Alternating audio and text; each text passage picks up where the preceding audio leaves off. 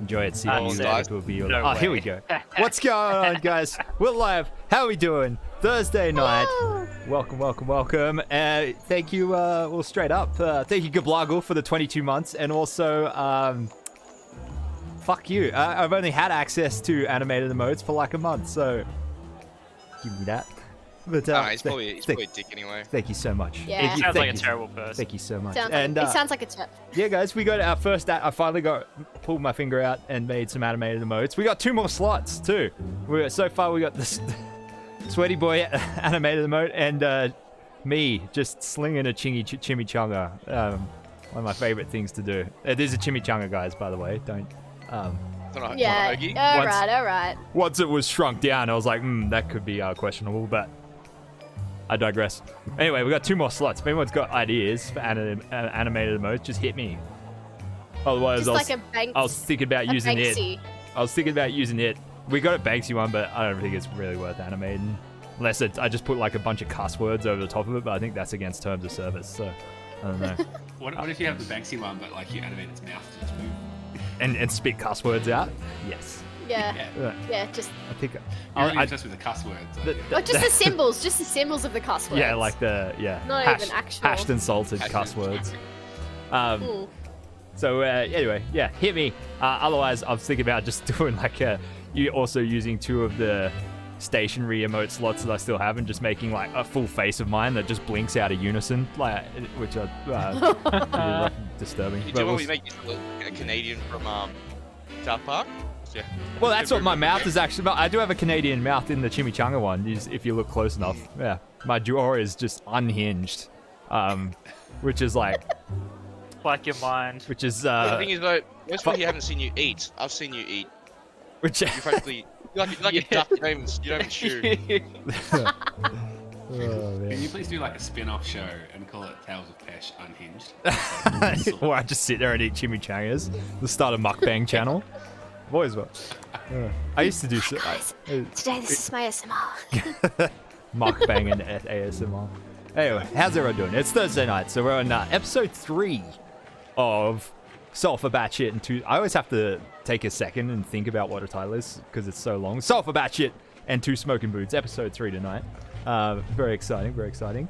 Other than that, I don't think we have any other announcements for the channel. As always, we're joined by Michaelisanewok for the duration of this campaign. We're very excited to have him here. I'm gonna throw a little shout out in the chat here. Thanks, buddy. Boom. Shall I just point out quickly? I believe the episode is actually still tagged as Strange Aeons. Oh god, I did it again. Actually. All right, sorry, bear with me one sec. Yeah, we're the professionals here. We're the secondary channel, so it's only fair. Hello, my name's Brian Gideon. On Monday, we'll still be this episode. Well, actually, like that, I'm actually fairly sure that's partially why the viewers aren't as high as they usually are tonight, because it doesn't have Eberron in the name. Let's go. And also, I think the shout out didn't work, right? Yeah, the shout out. Yeah, the shout out worked. Oh, I just didn't. Yeah, didn't do the chat. He popped up over the screen, but sometimes the chat thing doesn't appear, and I don't know why. If they don't know who I am, then what are they doing? Yeah. Let's get out. You are the puller. Let's be real. I'm kind of a big deal. If this is the A team, you're the face. Yeah. You're the Ron Burgundy of this news team. Crossbar in the A that holds the Assemble. letter together. Alright, here we go. I'm just changing the stream info now. Thank you for pointing that out. We would look like fucking idiots if we went all night looking like that. Here we go.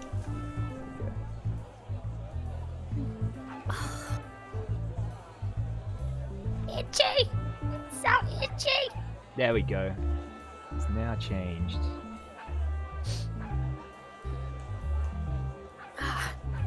Let's see. Sweet. All right, let's get things back on the rails. So, is everybody ready for some Eberron goodness? Players, are you ready? Been ready for 45 minutes. Always ready. Ready. Yep. All right. So, where we last left off, having been taken into custody by the Boromar clan following a botched attempt to rob their rough and tumble casino in Smoky Towers. Dumplin and Peaches awoke first in the back of a carriage where they were transported to some dark and dank corner of Sharn, where Dumplin received the beating and torturing of a lifetime in an attempt to extract information out of them. Supposedly, a dagger had been burgled from the casino at the same time that Dumpling and Peaches were attempting to rob it. The Boromar's henchmen were adamant that Dumplin and Peaches had been the ones that stole the dagger, and Dumplin was beaten over and over in an attempt to extract the information of what they did with it.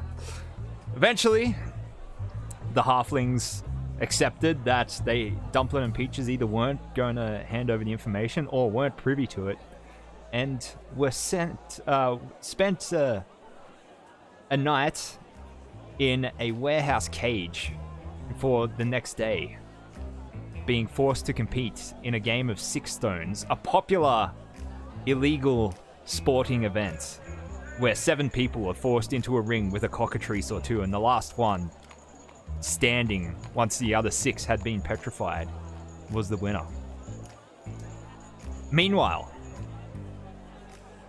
Johnny Iron Hands Sullivan, the night before, briefly following the casino robbery, had a brief rendezvous with an old friend of his from his youth, a changeling by the name of Ridley, who had appeared in a human form, calling herself Serena.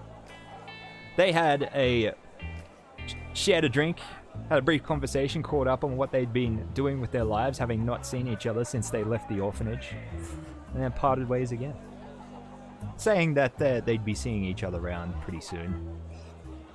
The next day, following the Six Stones competition, Johnny was scheduled to go into another pit fight as the main event of the night at the Burning Ring, the venue where the Six Stones and the pit fight was being held. The previous evening, Banksy had instructed Johnny that he was to take a dive that evening against his opponent. His opponent turned out to be a very strange dwarf, by the sound of his accent, from the Maror Holds, by the name of Flat Top Tony. Seemingly he had some sort of aberrant mutation, as so many dwarfs from the Maror Holds do, and was able to stretch his limbs out to great lengths. It was a tough fight, but Johnny managed to come out on top, refusing to take a dive and knocking out Flat Top Tony. Meanwhile, Thomas Tombstone was playing bodyguard / investigator for Banksy for the evening, up in the VIP box, with Banksy as along with also the host of the Burning Ring, Hoas Junta, a shifter, and the broker that had arranged the fight between Johnny and Flat Top, and had arranged sort of this joint venture between the Boromar clan and Hoas. Gamabal Junto, a very pleasant and amicable goblin, I think. But Thomas spent the night observing the two, and after the fight, was instructed by Banksy to tail Hoas Junto wherever he shall go after leaving the venue, to, according to Banksy, establish if he had connections with any undesirables, like the Dask clan or perhaps someone else in the bowels of the city. Once Banksy had finished admonishing Johnny for not taking a dive in the fight, he left the venue, instructed you to follow Hoas once he emerged, Thomas, and then Banksy headed out into the night to whatever it was he was planning on doing that night. So Thomas, we find you outside this warehouse in... Where was it? Was it the stores? Yeah, so we're in the stores. This district of Lower Jura is where the warehouse was located. So how do you want to approach this? So this warehouse is like a separate venue to the one we were just at for the fight, right? No, this is the fight. The fight venue. This Yeah. is the fight. Yeah. I'm still outside. You're outside, yeah. Okay, alright. So I've gone outside and I've spoken with Banksy, but I haven't had eyes on Junta, have I? Not yet. You know he's still inside in the VIP box. So you have the option of you could stake out the outside of the warehouse, try and figure out where he's going to exit, or you can go back inside, mingle with the crowd. It's up to you. Is like the show rundown, like, is it over for the night? Are people starting to... There's no more fights or anything, but there's still... It's sort of transformed into like a little bit of a speakeasy on the inside. There's like alcohol being passed around. People are following up on their bets with bookies or other people they made bets with. And... Risky place to be. I'm gonna... Maybe can I do a once around the venue, around the warehouse, just to check that there's no other like main exits out? Yeah. Because if there's not, I'll watch the main doors from like an alleyway across the street or something like that. Okay. Roll me an investigation check.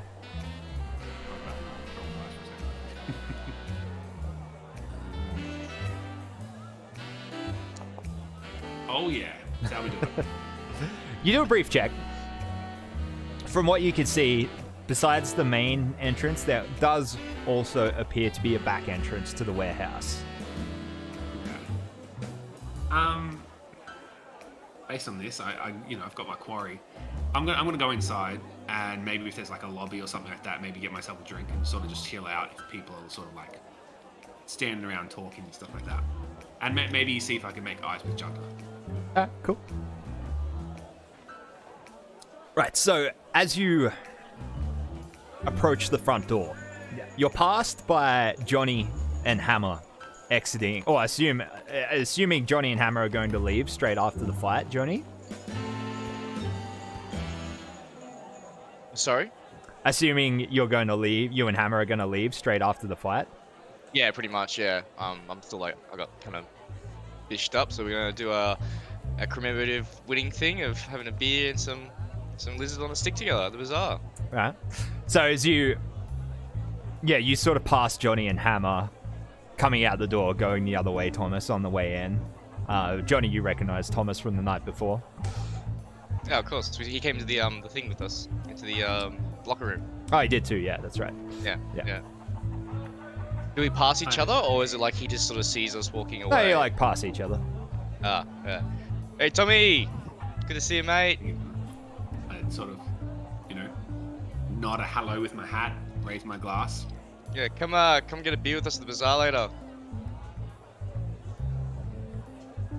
I can't make any promises. Oh, well, if I see you, I'll see you. Good fight. Thanks, mate. I'll catch you around.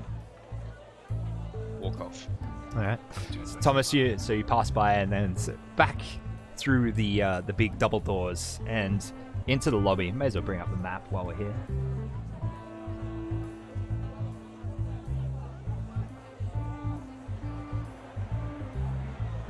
So over here on the inside, Johnny and Hammer are both gone. So as you walk in and examine the room, you can see, there's people sort of celebrating their winnings of the night or commiserating, people drinking, sort of just celebrating up around the edge. You see people doing jovial, reenactments of what some of the 6 stone contenders got up to during the fight. You see people mimicking, climbing a rope and getting hit in the nuts and falling over kind of thing and having a laugh about it. You spot Hoas is up in the VIP box still. You can see the telltale, he's too short to see him, but you can see his hat just poking up over the edge of Dunto, standing next to him. They're sharing a drink, talking to some other well-dressed people. Do you want to just observe for now, or is there anything you would like to do? get too up in their grills. I'm just gonna sort of chill here, have a drink, whatever I've got from the bar, the venue, whatever, and just chill here until I have a sign that maybe Junker's gonna head down or leave the booth of some sort. My intention would be to approach him and question him more about this rumored after party, or if he's heading to this other place. Maybe, you know, I might come along to it, but I'm not sure if that's putting myself too out in the open. But yeah, I just want to keep tabs on him. Cool. So do you want to approach him while he's up in the box? You could still get up there, or you're going to wait for him to leave? Not in the box. I want to sort of have my distance. He might be talking business deals and stuff like that at the moment. Yeah. Okay. Right.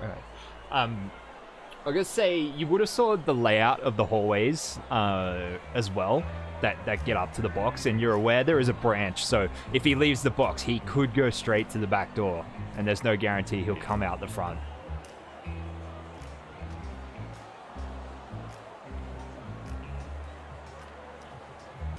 How many times? Okay. I'm gonna head up to the booth then. Right. And assuming there's stairs, I'm sort of gonna lead my way straight over to good old Gumball. I'm gonna move straight up to Gumball, and I know his name's a Gumball, but it is to me, and say, Gumball, my man, you organise lots of events like this, it seems. Oh, Tombstone. Thought you'd turned in for the evening. Good to have you back. Decided I wanted to stay for a drink. Ah, well, good to hear. Hey, wenches! He snaps his fingers. Bring Tombstone here a drink. What are you having, Tombstone? Something dark, I imagine.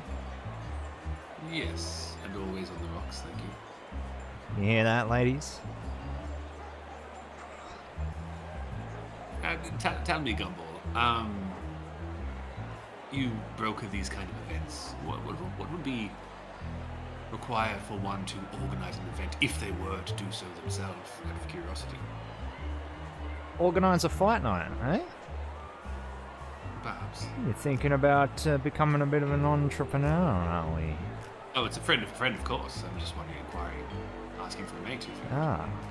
Well, I'd say first and foremost, Tombstone, it takes connections. You know? Well, it sees like I've made one tonight. He gives you like a cheeky little wink, and he's like, maybe. So Banksy claims you're efficient, Thomas. Is that true? I've been known to be described as such.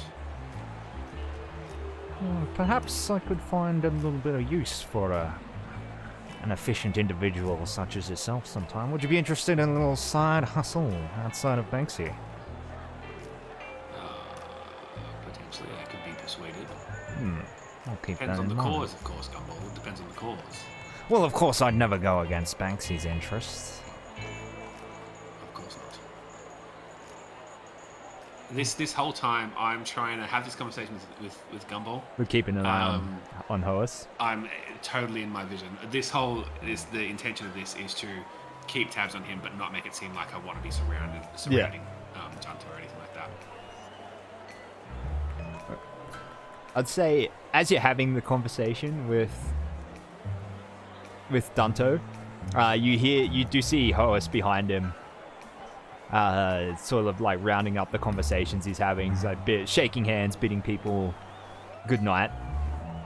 He sort of like downs the rest of his drink, slams it down, and then sort of like puts on his jacket, and then he turns and taps Dunto on the shoulder. So bring up his picture here. If I've received my drink, I'm just kind of like quickly like put down like, ladies, thank you very much for delivering the drink, but I think it's high time that I'm out of here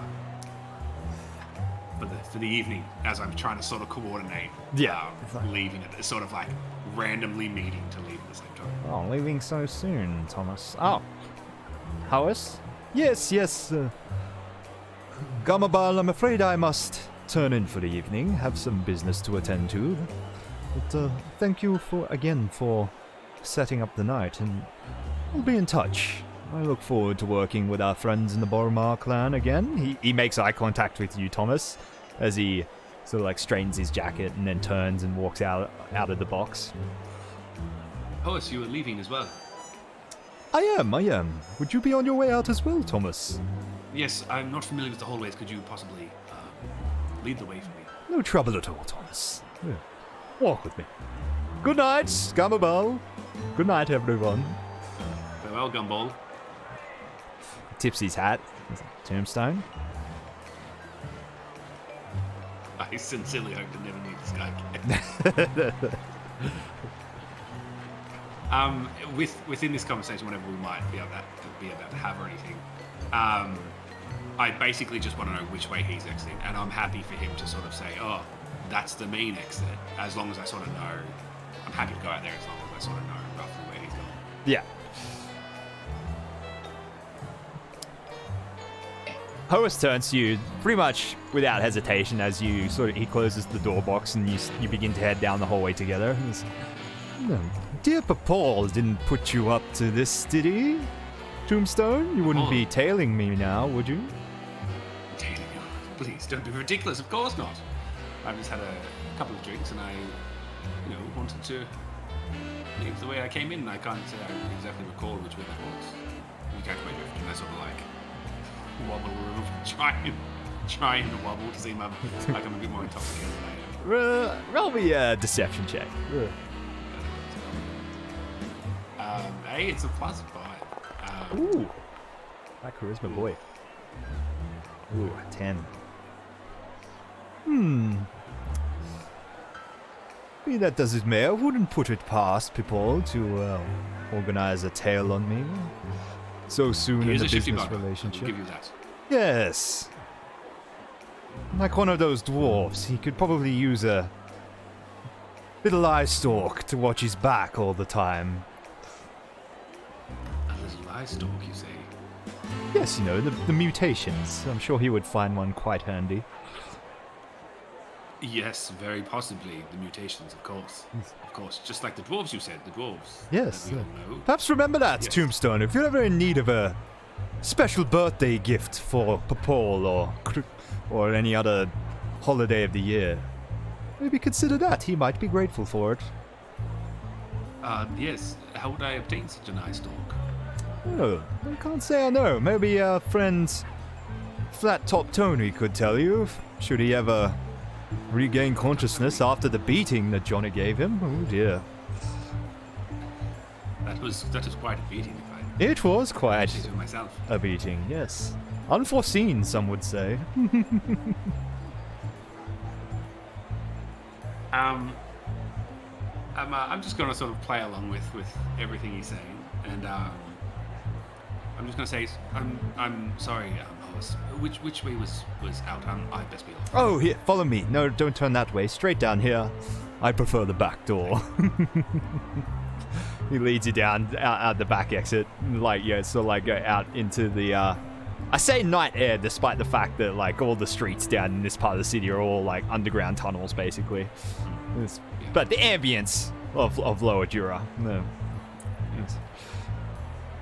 Might turn the Lucha Libre crowd off. There we go. Well, it was a pleasure, Jonta. A pleasure to make your acquaintance for the first time, and perhaps again sometime in the future. well, of course. I hope to be working with Paul again soon. I hope to see you again soon as well, Thomas. Likewise. He gives you a firm handshake with his furry shifter hand. His claws sort of dig into the back of your palms as he does it. Is it quite tight? Is it Oh yeah. too tight? Uncomfortably? No, just a firm businessman's Just, handshake. Okay, yeah. Cool. And I tip my hat and turn around and walk off the other way, Right. waiting for the right moment to know that he's out of sight and tack around an alleyway and then begin tailing them. All right. Let it begin then. So, Oh god. is this gonna be a stealth check? Is that what we're going for, or do you have something else in mind? Yeah. If you want me to make a stealth check, I'll happily do it. If it's free to do, I'll just do it. Go for it. Shall I make one? Hey, there we go. What do we get? Oh, we got a 20. That's pretty good. So, You Don't follow. mess with the Jura disintegrator. Yeah, you loop around. You come out an alley and you manage to catch Hoas as he heads to a nearby. So it's probably a good 5 to 10 minute stroll before he arrives at a skydock where you can catch one of the many sky coaches of Sharn for quick transport around the city. So he... It's where are we? It's at the stores. Right? Yeah, so it's not the Still in the busiest of skydocks at this time of night, but there is a sky coach or two coming and going, picking up some late night deliveries and taking them around. There's a few passengers coming and going.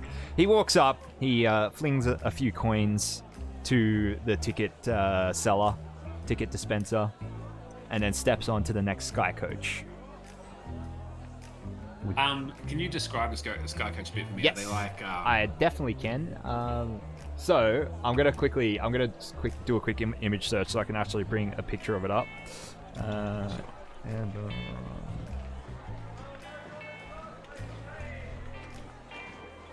I'm scared.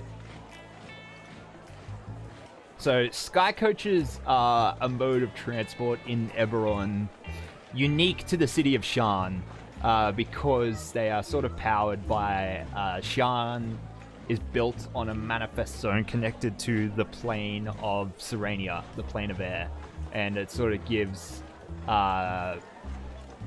special, like, buoyant powers that can be harnessed by certain vehicles in the city. So sky coaches only function within the city of Sharn. If they try and fly out, they just fall to the ground like a drone going out of range of its controller.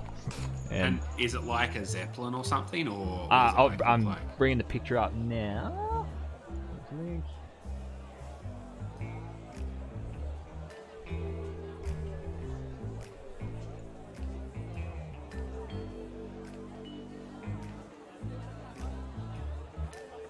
Alright, here we go.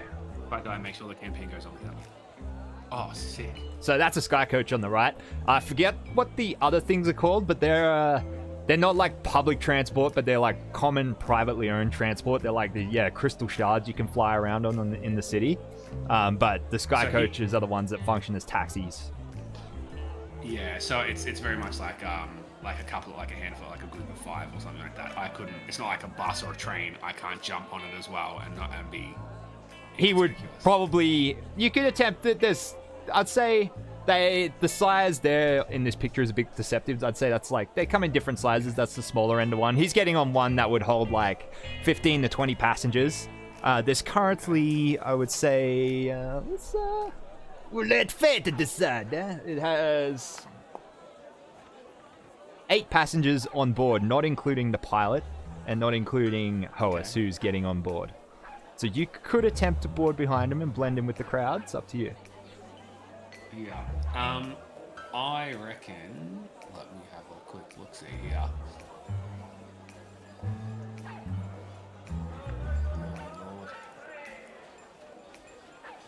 Oh, Lord. I'm just gonna try and sneak on board. I was trying to see if I have any like clothes or anything else. But I'm just gonna try and like maybe put my hat inside out or my jacket inside out and try and get on there and try and stay at the back of the coach or something, maybe near a group of 2 or something like that if I can. Yeah, right. No, actually, I won't put my clothes inside out because if he sees me, I can try and bluff my way out. Yeah. It'll look weird if I'm suddenly got my coat inside out. Yeah, I'm just gonna go towards the back, try and get some cover in some shadow or something like that. Try and get on the stagecoach as well. All right. Well, ooh. I don't even know what to. I guess you want another stealth or Performance check? If it's stealth, I'll just go up your 20 that you already got. yeah. I don't know what. There's no. I mean, I've been sneaking through the streets with that 20 pretty well. It's I pretty can't see good. why Yeah, I you know what? I'm gonna do it, but he's gonna. It's pretty good, the 20, to be honest. All right. Yeah. So you do with your little. It is a pretty busy. Hoas is a little bit intoxicated as well, which works for you. So you're just going off his passive perception here, and 20 beats it. So you managed to sneak on board the sky coach. But as you pass the ticket dispenser, it's like, All right, where are we headed? What's the last stop? Skyway. Skyway, yes, of course. Sorry, a few drinks tonight have been out. Oh, no worries. Skyway. I'll be All here. right, that'll be 8 silver pieces, my lord. Eight silver. Is that what they're charging these days? Well, 2 silver pieces per ward that you cross through, so 8 silver pieces Of get course, all the makes way to sense. the Skyway. I'm gonna say, of course, yes, of course, and I'm gonna hand him 7 silver pieces.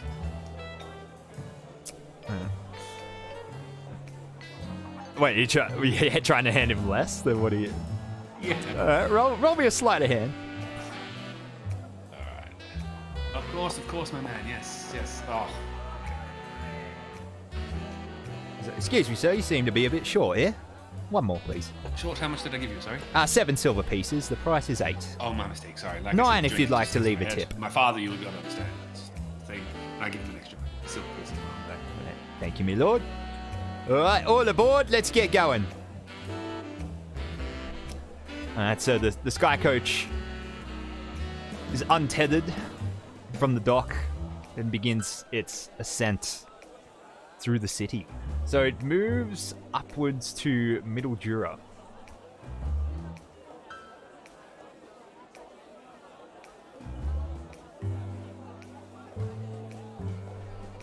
It weaves through the many bridges between the towers of the city, like up and up, ascending, before it touches down 5 minutes later. And the Sky Coach, the Sky Dock, outside of the Bazaar of Middle Jura, one of the biggest marketplaces in the city of Sharn. I believe Johnny made a stop there last session. I hear they have good lizard. Touches down there, and you see Junta get up from his seat and step off and onto the dock. Okay.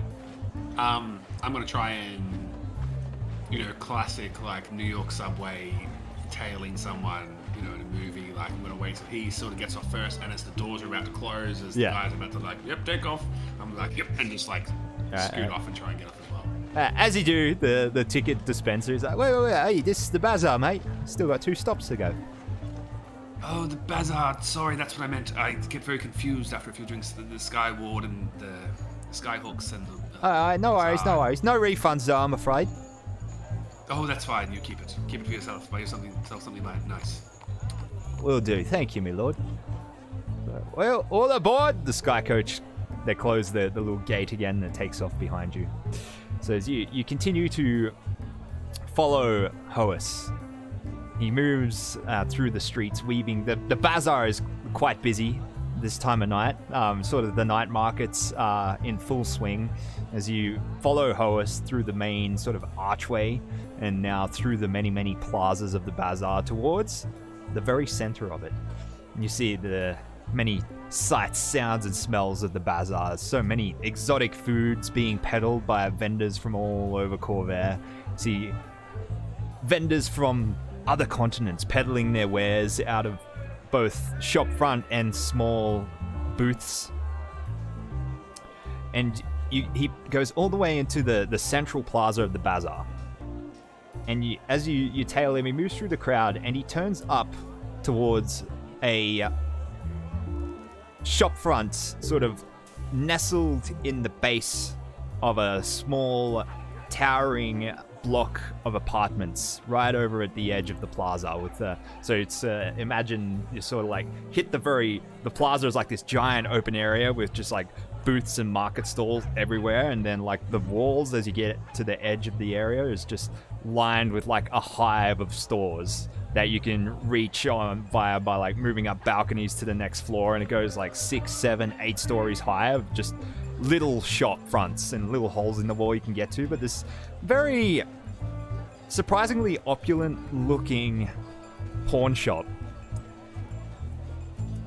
called Sundries, with glass windows out the front. You can just see like a veritable hoard piled up of junk on the inside, things both valuable and useless looking.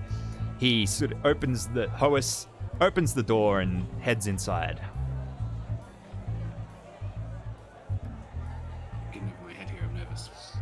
So he heads inside into Sundries, right? Which seems like this little...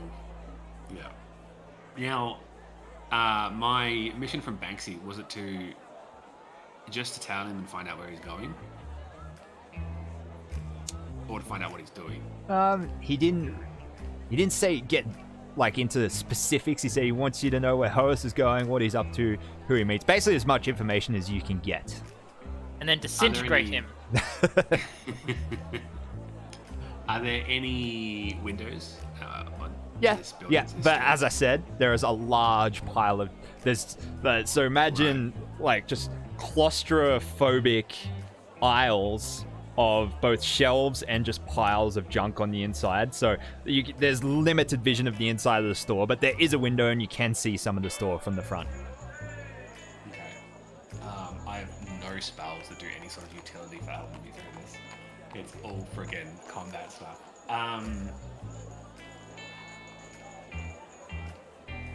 Yeah, I want to get a little closer to the window and try and have a peek in and see if I can see what's going on in there, what he's up to.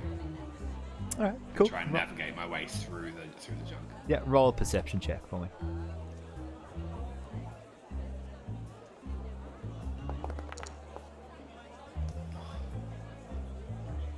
11. All right, so you walk up and you just like press your nose up against the window on the outside, just like the fog of your breath, just like it's just like a little patch of fog on the windows. You like breathe through it as you're like you like squint your eyes, like moving your head around, trying to get the best angle through all the junk in the store, trying to see all the way at the other end of the store and see the counter and what he's doing. You can see basically like half of Junto's profile, like facing away from you. You see him, his arms, these long ass shifter arms moving in the animated style of him, like you've seen him in conversation. He's in a conversation with someone at the other end of the store. You can't see who. As you're watching, all of a sudden there's the jingle of the bell as right next to you the front door opens and someone emerges. Am I on the reverse side of the door opening, or the side it opens into? It opens inwards. But you see this like beautiful woman in a dress with made of glamour weave, reflecting the moving night sky in it. Sort of steps out, and she sort of like looks at you briefly, gives you like a curious eye, and then just like turns away and walks off into the crowd of the bazaar. I just sort of like give a hat tip as if I'm like this homeless guy that's like sifting through stuff and just like, man. Yeah, that's it. Yeah, she just sort of like looks at you like this bemused look on her face and then just walks off into the bazaar. Okay. Obviously, I don't know who she is, right? No, I believe if I staged it right, Johnny had the conversation with her at the casino while you were off talking to Banksy. So I think you did stage yeah, it right. I'm just gonna stay here and try and listen, try and get an eye out on what conversation's going on there, what Junto's up to. All right, so you can't hear anything. You can see Junto's animated movements, sort of like over at the counter, and then you do see him. No, just his usual like flamboyant arm movements as he's making conversation. Maybe you hear like a muffled like raucous laughter at some point. There's definitely Junta's like, and then you do see him turn as if to come back towards the door and leave. You want to duck away? Yeah, I'll duck on out of there. So you just like fall back into the crowd, back into just nearby, but like blending in with the crowd and the booths. Yeah, I do want to try and go in and is it like after hours? Is this open all the time? It's like a 24 It's open till very late. It's yeah. Okay. Well, I want to try and get out of there, let him pass, and then I'll try and go inside and speak to the... All right, so you observe him from afar as he exits. He comes out with just like a wide grin on his face. He's got like a little leather pouch in his hand, no doubt full of money, because he sort of like does the old like throws it into the air and catches again in front of him, and you hear the telltale clink of coins on the inside, and he sort of like attaches it, like pockets it inside his jacket in his pants, and then just like with a very happy gait, spring in his step, walks off into the crowd of the bazaar. So you want to go inside? Yeah, I want to go inside. I'll move in and just sort of like look at I might grab a bit of junk from outside and sort of hold it in my hand as if I'm really curious about buying it or something like that. One of the pawn shops bits of something junk. out from yeah. All right, yeah. I think I got a roll table for this, guys. Hang on one sec. That could be my favourite. What we got? Love me some RNG roll table. Here we go. Trinkets. Okay, it's oh, do I still have my? Hang on a sec. Gadgets and gizmos aplenty. Yes. If someone in the chat, if there's anyone out there watching, wants to type in that command, !D6.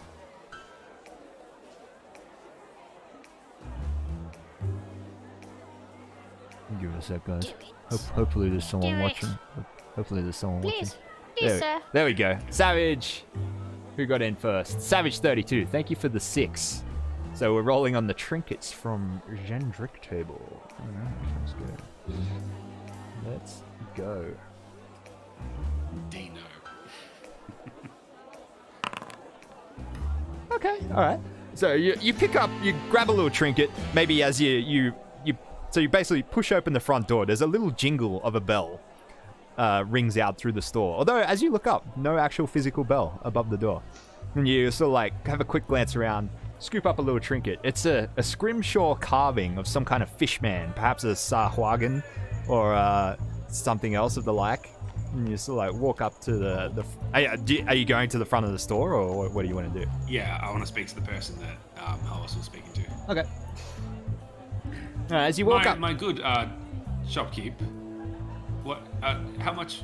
I'm not looking at him as I'm sort of walking forward. How much would something like this go for?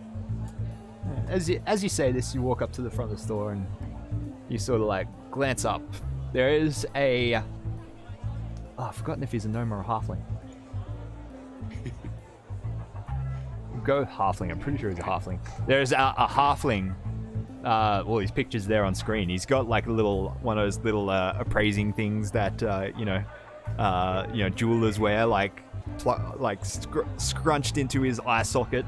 And there's a few things like laid out. There's actually quite a bit of cash on the counter in front of him, and he's holding up this nice silver dagger. The very ornate silver dagger, and he's like sort of like looking it up and down with the thing, sort of appraising it. He gives it like a little tap with his finger, and you hear like this resonance, like as though this, it ain't no ordinary dagger. But as he looks up as you say that, he's like, all right, welcome Sundry. Sorry, sir, I was a little distracted. What was your inquiry there? Oh, not at all. I'm just wondering about this item here. I've seen it at the front. How much this might be fetching for? How much I could possibly? I have a family friend who's very much into oceanic creatures. Oh, right. All over Covert. Oh, well, fascinating. Well, you come to the right place, I guess. The right place at the right time. All at sundry. Well, for that little trinket there, good sir, that will set you back.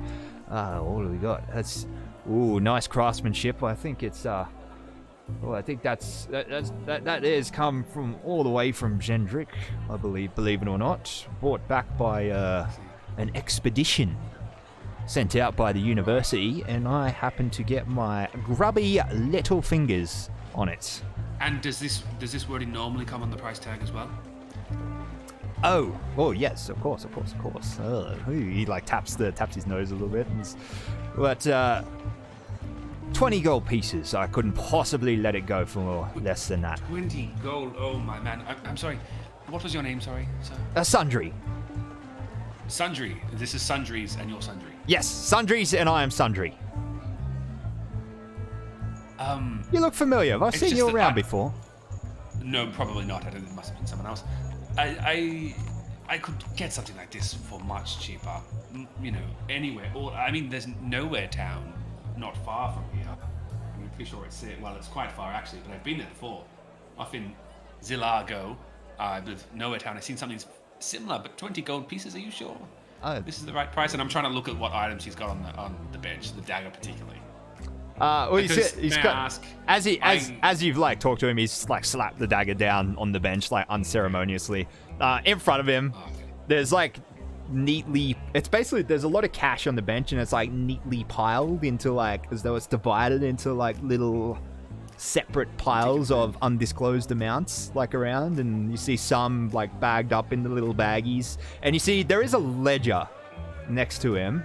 Do you want to roll me roll me a sleight of hand, I would say, to be sneaky if you want to try and read the ledger on the desk. Okay. Alright. Now, to reiterate, I did hear about the dagger from Banksy. Banksy mentioned that someone tried to steal it or something. I've heard of the dagger before, right? Did he mention it? Did he mention it too? I think to me, he mentioned it at the end of the session because I asked about the two that stole. It might have been someone else, but I think I remember he ended the conversation with you saying he's got to go see a man about a dagger, but I can't remember if he actually disclosed that someone had robbed the casino. I'm pretty sure, yeah, because when they were both in the viewing platform, Yeah. and Peaches were brought out, he explained like they were the ones that stole, and they stole something of great importance, like a dagger or something. I could be wrong. I thought he did mention it there though, but he didn't go into much detail. He just said like etc. etc. But I could be wrong. Yeah, right. Yeah, I might be wrong too. But I'll do the sleight of hand, yeah? Yeah, roll me a sleight. Either way, it's something of interest. Well, there. He sees you like your eyes like scan the desk. Also, roll me a persuasion check for haggling. He sees your eyes like sweep like across the desk, and he sort of like you see him just nonchalantly close the ledger. Persuasion is like, all right. Let's see a bit of a haggler, have we? Well, I'll tell you what, I can lower the price to 18 gold pieces, but no more, or no less, I would say rather. Gold pieces. I suppose I could. And I'm gonna pay the 18 gold pieces. I'm gonna buy it from him. But as we're sort of exchanging, the goods or whatever, maybe he's writing out a receipt or something. I don't know. I want to say, and the fellow that entered here before me, he seems vaguely familiar around these parts. I'm sort of counting coins.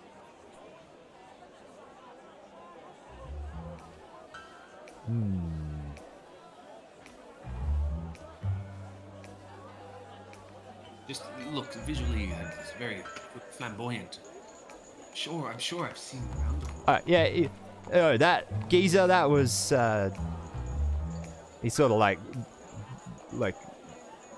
beckons you to come closer. Winning. He's, I would say a figure of renown in the underworld. You look like the shady type, which is why I'm sharing this with you. And I don't know why you're bullshitting me with this talk of wanting to buy the trinket there. Of course, I expect you to buy it now that you've wasted my time. But he organizes, pit fights. Proprietor of the Burning Ring, if you've heard of it. Ah, yes. I've heard it in passing. Only in passing. And is there some sort of exchange of money going on here? Good sir. You wouldn't be prying in my business now, would you? Of course not. I'm here simply providing for your business with this beautiful statue that I'm buying for my niece from Nowhere Town, or somewhere thereabouts. I see. Well, why don't we proceed with this transaction, and then we'll go our separate ways. Perhaps. I put all the gold, the 18 down. Look, you know what, my man, Sundry. Yeah, perhaps it is good make after all if. And I lean in real close and I say, perhaps if there were a little more information you could provide for me about what Horace is up to, perhaps there's a little more gold that could be left on this bench after all. And I sort of want to begin bringing the intimidation out. Oh, okay. Maybe bit of bribery the mixed with the intimidation, huh? All right. Roll and intimidate.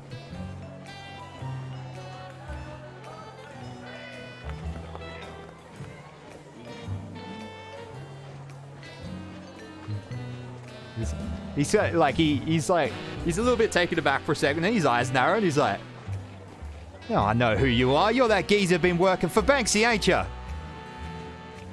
Banksy, I've never heard of the name, my fellow. Don't play coy with me, son.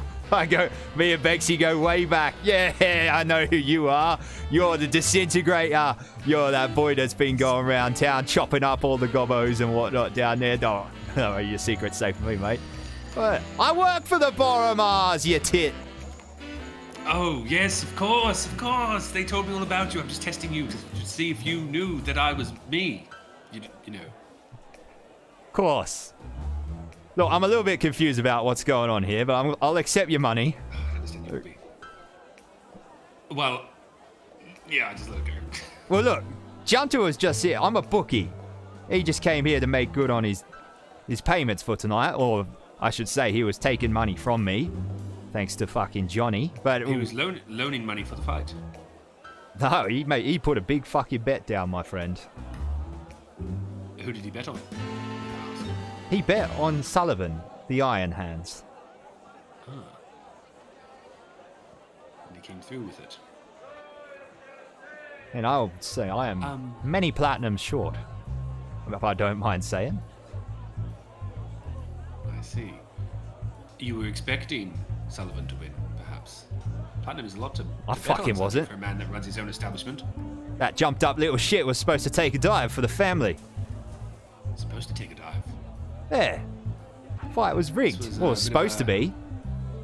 Bit of a rigging, I see. Interesting. Sullivan didn't fall. Very well.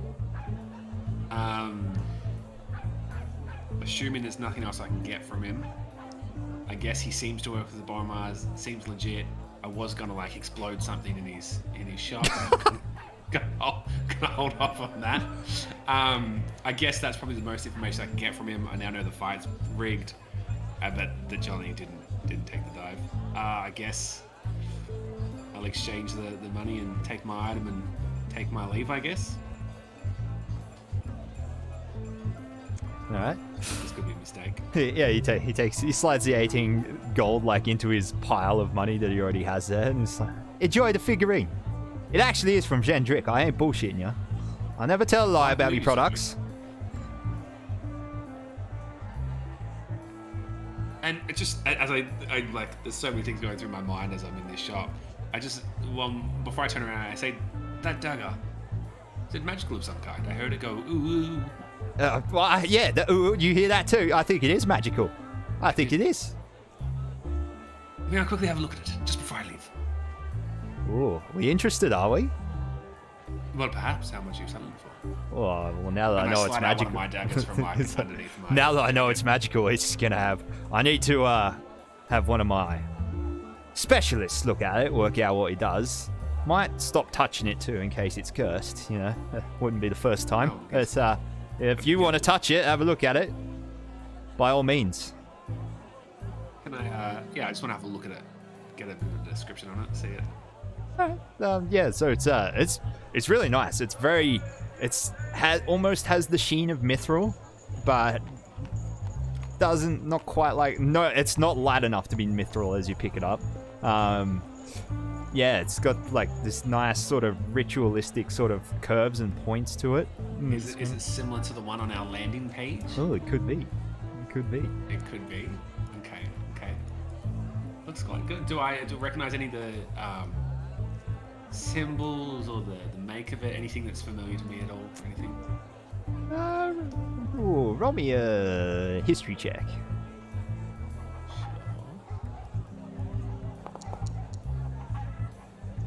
No, nothing you recognize. No.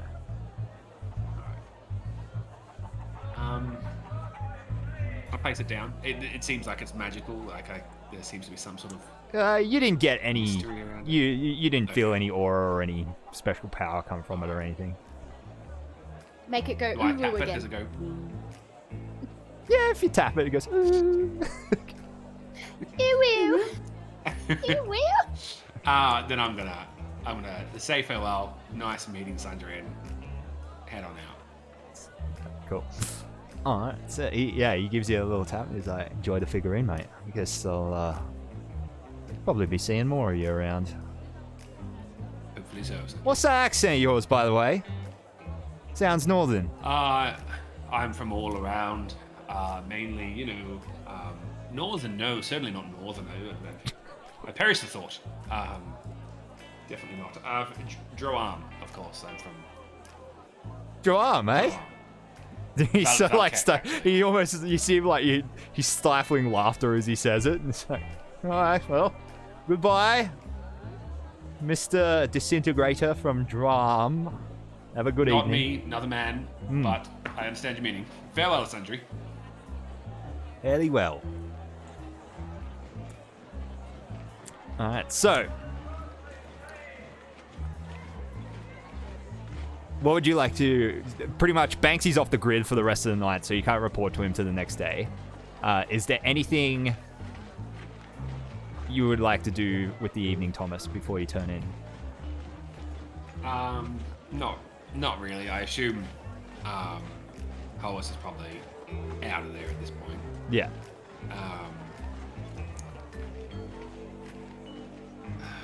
I guess I'll just have to report to Banksy in the morning and discuss that the fight was obviously rigged by Banksy, but Hollis has come out on top because Johnny didn't take a dive. There's this interesting dagger. Yeah, I'm concerned that I haven't got enough information from Banksy, but I found out what he was doing, where he was going, what he was doing. I don't want to push it too much, All right. So as you exit Sundries and head across the main plaza of the bazaar, you spot with their backs to you, leaning over a sort of Blade Runner style outdoor eatery, like leaning over the bench. There's just like this smoke from rotisserie lizard wafting over out of the booth, and you see Johnny and Hammer like sitting with their backs to you, like enjoying a drink and a late night meal. I'm tempted to just walk past because I'm on this mission, but I feel like there's this little bit of friendship that's sort of been kindled between us. Like I'm almost out of the square, out of the plaza, and I'm like, and I turn around and go back, and I want to sort of surprise Johnny and try and slap him on the back and say, "Good fight, my man." Oh, watch it. Tell me if it's still a bit sore. Oh, sorry, forgive us. I didn't think someone such as I could take you out. Ah, I underestimate your own strength, mate. Here, have a seat. Oi. Beer. You want a beer? Want a lizard? They're good lizards. I'll have a beer. Thank you. One beer. Going right up. Who is this fine gentleman I'm with? That you're with? Oh, this is my pa. Hammer, Pa, this Hello, is Tommy. Hammer turns around and extends a giant half-orc hand. Is that pleasure to meet you, mate. It's a pleasure, Mr. Hammer. I couldn't help but notice you were in the room when Banksy was making threats at us. All henchman-like and scary. Wouldn't be here to shake us down now, would you? Of course. Tommy's there's alright. other exploits. I wouldn't want to do such a thing to such a great fighter. I was quite impressed. I've watched many fights with my time, Johnny, and well, that was certainly one of them. Ah, too kind to Tommy. Nah, Pa, Tommy's alright. He's just doing a bit of work, trying to make a living, scrape by. Yeah, I don't think anyone can be held accountable for Banksy's actions. He's really his own salt, that man. Nah, he's a nonce.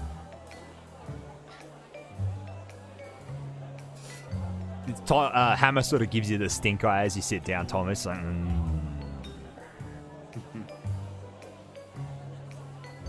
Pay no attention to him. He's just being protective.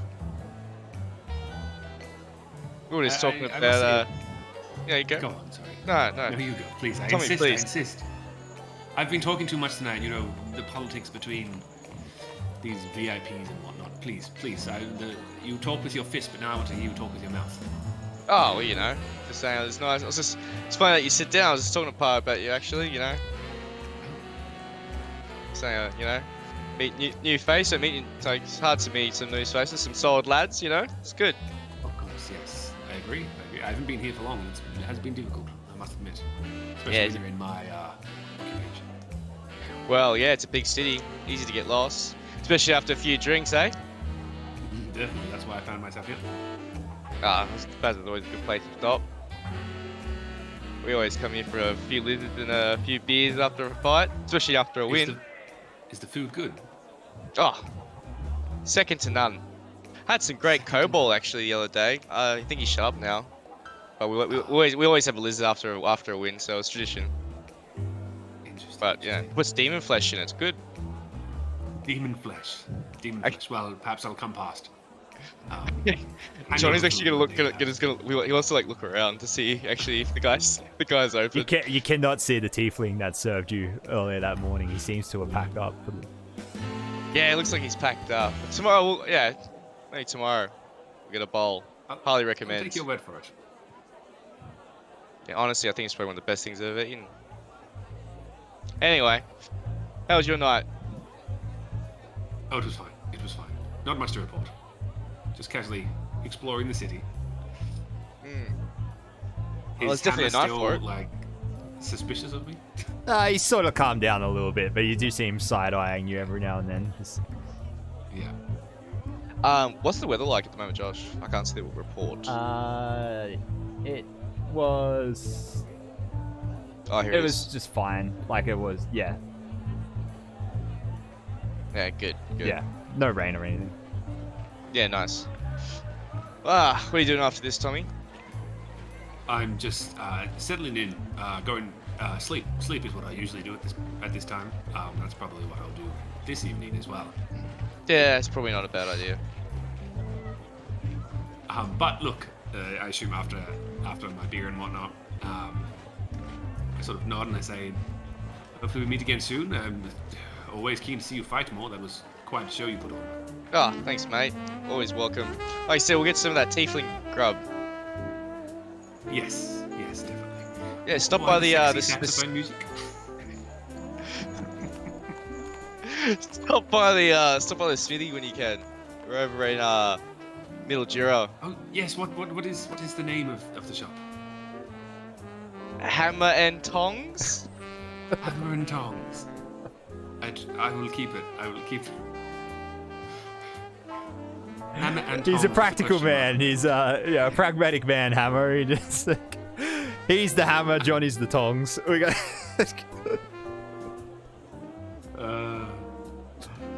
Still I'll on by. keep it in mind. Hammer and tongs. Well, Tongs is his dead biological son, actually. Yeah, we don't like to talk about that. Okay. Well, Yeah, thank you for the company anyway. Pleasure to meet Yeah, you, you too. Mr. Hammer. Thanks for dropping by, Tommy. Farewell. And I noir off into the distance. Alright. And eventually, after finishing their meal and a few drinks, Johnny and Hammer head home as well. The next morning, or actually, I guess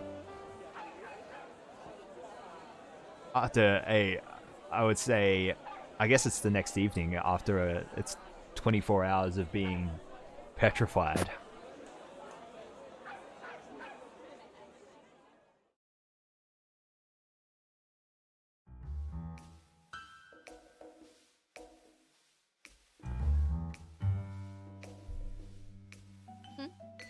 So, Peaches, Dumpling, maybe a minute or two apart from each other. Suddenly, breath returns to your lungs.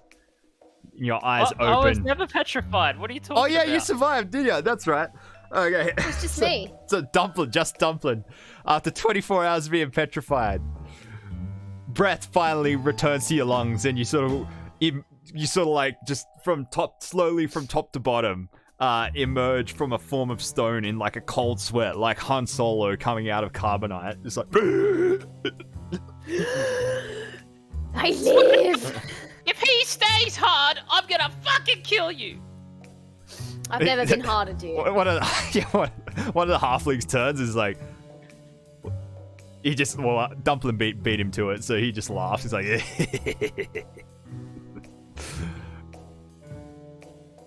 good morning, sunshine.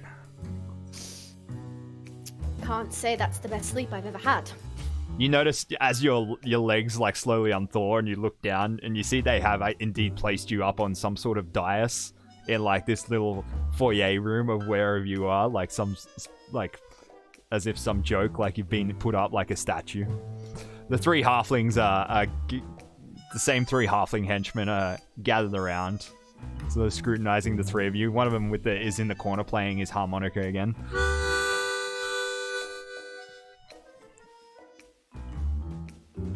Nice.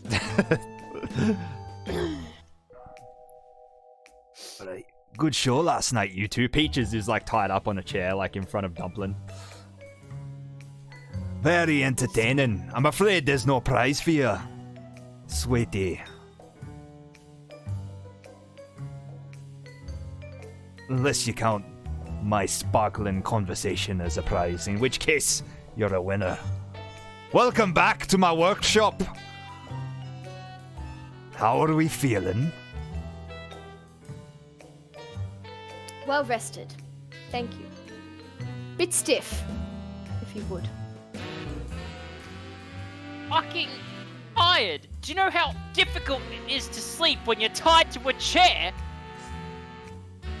That'll do.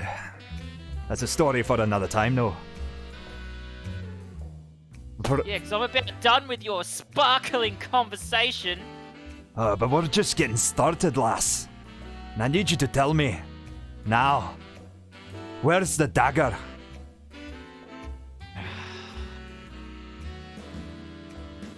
Still on about All this, right. are we? Okay, alright. There's enough of this. I'll tell you.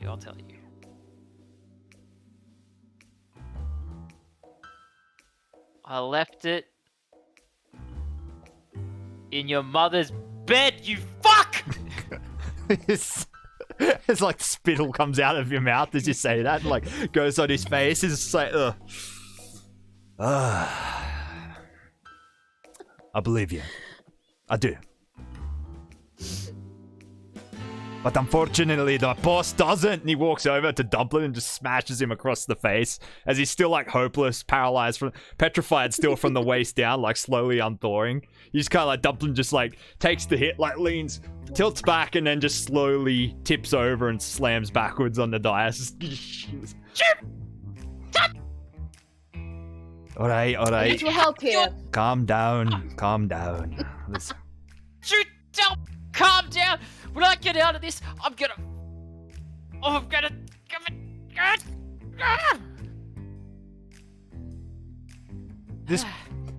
The door behind them, like in front of you two, like opens at this point, and I can't see anything. yeah, you can see the ceiling, just the chandelier above you. But you hear the door open, Dumpling, and a squat, dark-skinned, bald-headed, mustached halfling steps through that you two perhaps recognize from briefly seeing him the night before on the second floor of the casino as he wandered out in his underwear. We'd have to know who he was, wouldn't we? I don't think he would. Fair enough. You alright, Wendell? She is a bit fiery, isn't she? Hello, love. Hello. How you feeling? From like on the floor, Dumpling like kind of waves. He's like, "Hello there." Yes, hello, mate. Now, you two have caused me a great deal of trouble. Sorry, and who are you? He gets right up close, so you can just like smell like wine on his breath as he gets in close. And I'm your fucking guardian angel, sweetheart. I'm your messiah. I'm your fucking redemption. I'm everything that's right in your life at the moment. And now you're gonna shut the fuck up and you're gonna listen. Now, he starts pacing in front of you. Either one of two things has happened. Either you two are playing dumb, and you have got that dagger concealed somewhere, perhaps inside you. We can open you up and have a look, or perhaps somewhere secret in the city. I don't know how you managed it. Or you're telling the truth. you didn't lift the dagger. You are just Yep, a pair those of are indeed stupid the tits. only two options. Either we have it or we don't. Yes, you are Sorry, correct. can we talk to Can the you person fucking in not charge? interrupt me? Because you Shut are fucking clearly- gagger, Wendell. I've had enough. He comes over and sloughs a gaggle around your mouth. Now, as I was saying, option 2 is you two really are a pair of clueless tits that tried to rob our casino, but you provided a convenient distraction for someone else, and they've lifted something very important to us straight out of the vault, right under our fucking noses, making me look like a right old tit in front of my superiors.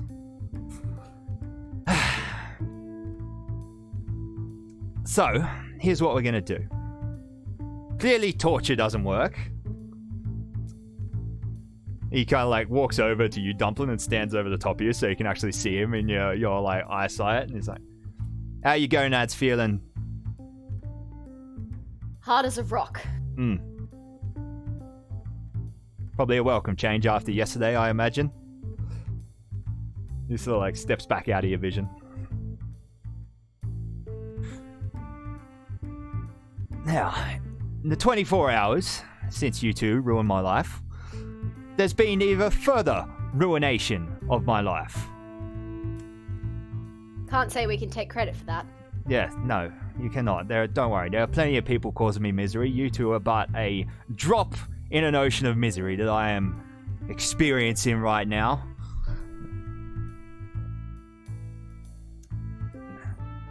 Now, got a little job for you. That's right, employment.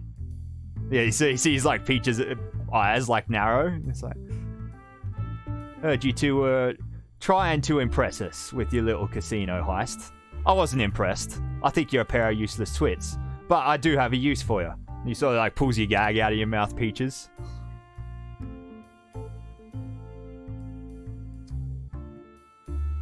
Go on. Well, clearly you do have some aptitude for being sneaky and getting into places undetected. Correct? It is a skill that we possess. Yeah, I'm fucking correct.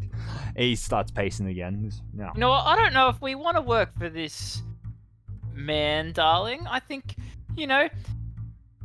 we thought that the Boromar clan were these, well-organized, intelligent, capable people, but it turns out they're just as useless as the rest of them.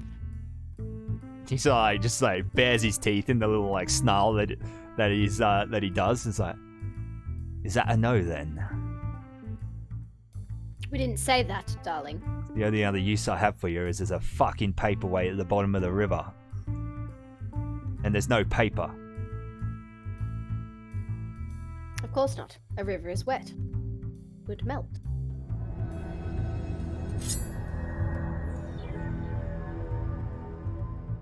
He gets like right up close to your ear, Peaches. It's like, is that a yes then?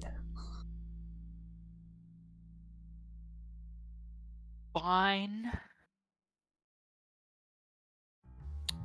You did say this would change our lives, darling. Yeah, that was before we pulled back the curtain and saw what a bunch of bumbling idiots they were.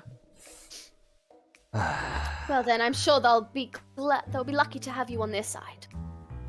No, I could see you have some sort of condition is why you keep spitting out insults like that, so I'm going to let a few of these slide, but if you keep it up, I'm going to pop you in the mouth. I don't care if you're a woman, I'm going to do it. Alright? I'm not as nice as Wendell. Oh, he's very nice. I can assure you. He's a gentleman. Aren't you, Wendell? Oh, that I fucking am. Now, I've got a little gift for you here, sweetheart. He pulls out a little decent-sized jewelry box out of his jacket and opens it up, like, as if he's proposing to you. Inside. That's my woman. Don't worry, love. There is a necklace, a string of black pearls with a kind of emitting a sort of purple luminescence inside the jewelry box. He's like, lovely, innit?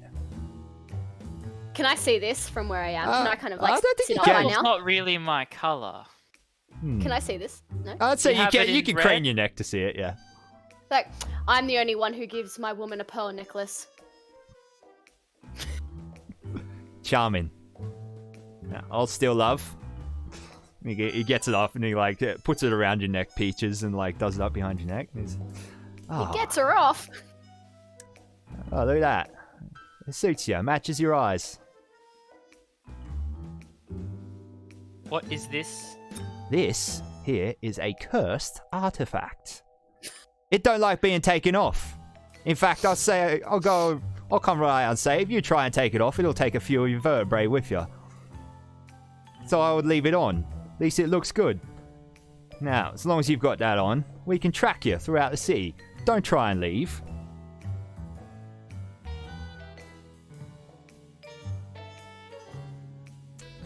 Untie him, Wendell. Massage his legs so he unfalls faster. Got some people in the next room I'd like you to meet, you two. Yes, please, Wendell, do massage my legs. Alright, hold still there. He actually starts massaging your like thighs and like moving down towards the knees. And it's like, it does help. Technically, it's not through calcification. It's not through petrification. It's calcification. So, massaging it sort of works the venom out of the.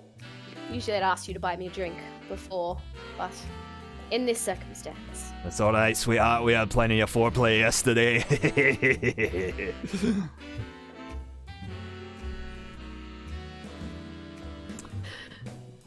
Alright. So earlier that morning, I'm gonna just quickly change the map ambience to daytime. Yep. nighttime. Daytime. Daytime. Daytime. So, Johnny, you're woken up. There's a quick Hammer's token loud pound on your door when he's usually waking you up for work or training. Except he quickly follows it up with basically just booting the door almost off its hinges. Walks inside, and he's holding in his hand just this squirming, twitching homunculus, a House Civis messenger. For those who are new to our Eberron campaigns, our House Civis messenger homunculuses are basically like Mike Wazowski, but without the mouth. And instead of green, it's just like a human skin color and a pair of leathery wings coming out the side with the Mike Wazowski body section about the size of like a ball about the size you could fit in your hands. It's got one giant eye in the center, and it's sort of like struggling in his hands, and he just sort of like underarm lazily throws it on Johnny as Johnny's like sitting up in bed, and it's sort of like it lands on your chest, Johnny, and like scrambles around for a second, and then just starts flapping its wings like right up in your face. Your hair's like blowing back from the wind it's emitting from its flapping. It's like, good morning, good morning, good morning. We have a message here, courtesy of House Civis for Johnny Iron Hand Sullivan. Get off! Yeah, what? You brush it away, it like flutters into the center of the room and it comes back. It's like, would you like to hear your message? Yeah, sure, get on with it. You hear like, there's just like a heavy breath at first, just like, Johnny, it's Banksy. Need you to come see me this morning, sweetheart. Wear your Sunday best. Yeah, it's done. It's done. Fuck off now. And then would you like to hear this message repeated? No. Would you like to tip House Civis? No. Have an excellent day. It turns and like flies out of your bedroom doors. Fucking hate those things. You better go see him, mate. Yeah, you're right. Fuck. Alright. Fuck. Alright, here we go. Johnny will get dressed in his best clothes that he owns, I guess. So Johnny, I am proud of you for not taking the dive yesterday. Thanks, Pa. But you are in a world of trouble. So maybe try whatever Banksy asks you to do, as long as it's not taking a dive. You should probably do it. Yeah, I will. I'll try not to get killed, I guess. Well, hopefully they're not gonna off me now. He wouldn't fucking dare, mate. Yeah, true. No one's gonna fuck with you. Alright. Let's do this. Before I go, I am gonna stock up. I'm gonna take my sword with me as well. And I have it strapped to like my back, not my back, but like the back belt as well. So it's not like on my side, so I can like pull it out from the back. I'm gonna put it over like my jacket and stuff, so it's kind of covered. And head off to Banksy.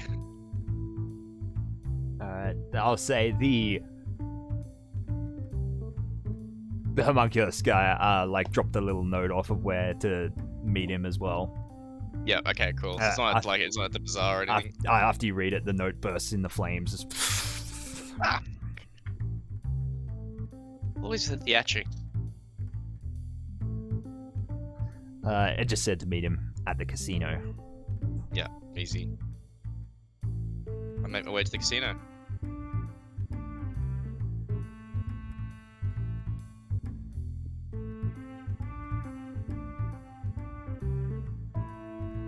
Alright, so you make your way across town over to the casino.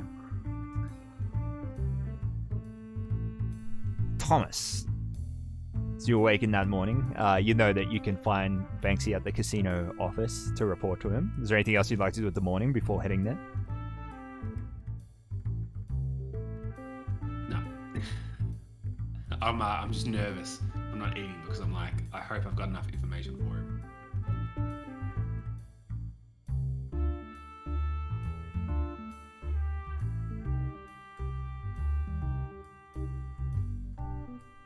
Alright, so Johnny and Thomas, I think you both probably arrive at the casino at roughly the same time. So you do what you usually do when you're meeting Banksy there. You walk inside, speak to the receptionist. She sort of like ushers you through. One of you arrives before the other, I don't know which, and then walk inside to find the other sitting on the couch in the little waiting area inside the meeting room. Hey, Tommy. Johnny's gonna get up and Hello, like Sally. How are you doing? go for a handshake. Yeah, good mate. Good mate. Shake. How'd you turn up last night? Probably much better than you did. How's your body? Yeah. Nah, I'm feeling good. You know, nothing a few beers and a couple lives wouldn't fix. Oh, Of course, of course. And I'm gonna throw it like a fake punch. doesn't even flinch.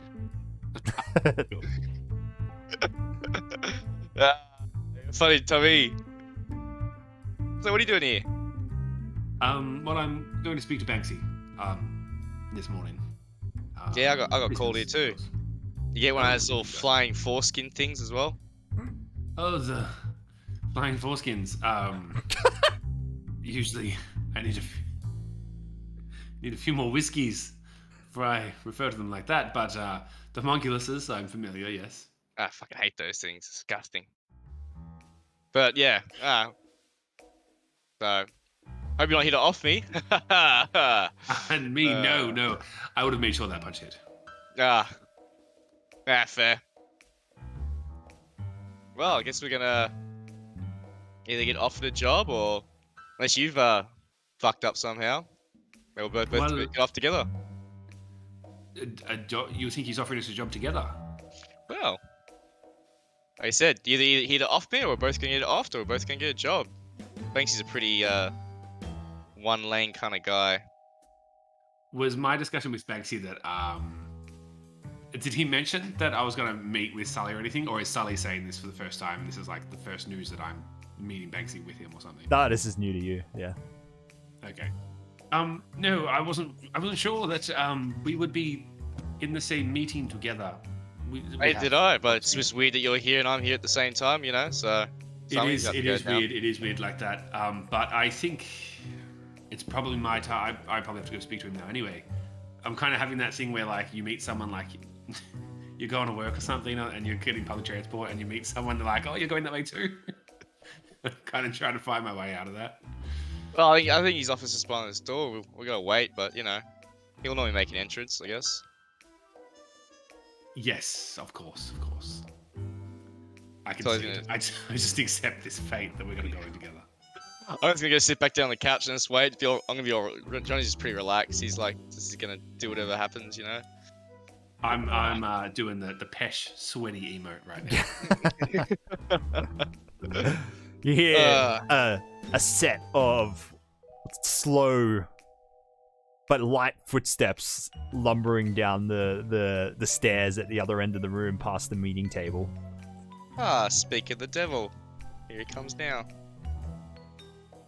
Yeah, Banksy just sort of like trudges into the room and just like looks over. So can you guys? You can't see the whole map, can you? Because the vision's not enabled. Hang on. Oh, you're right, Sullivan. Speak of the foreskin. That's right, Tommy.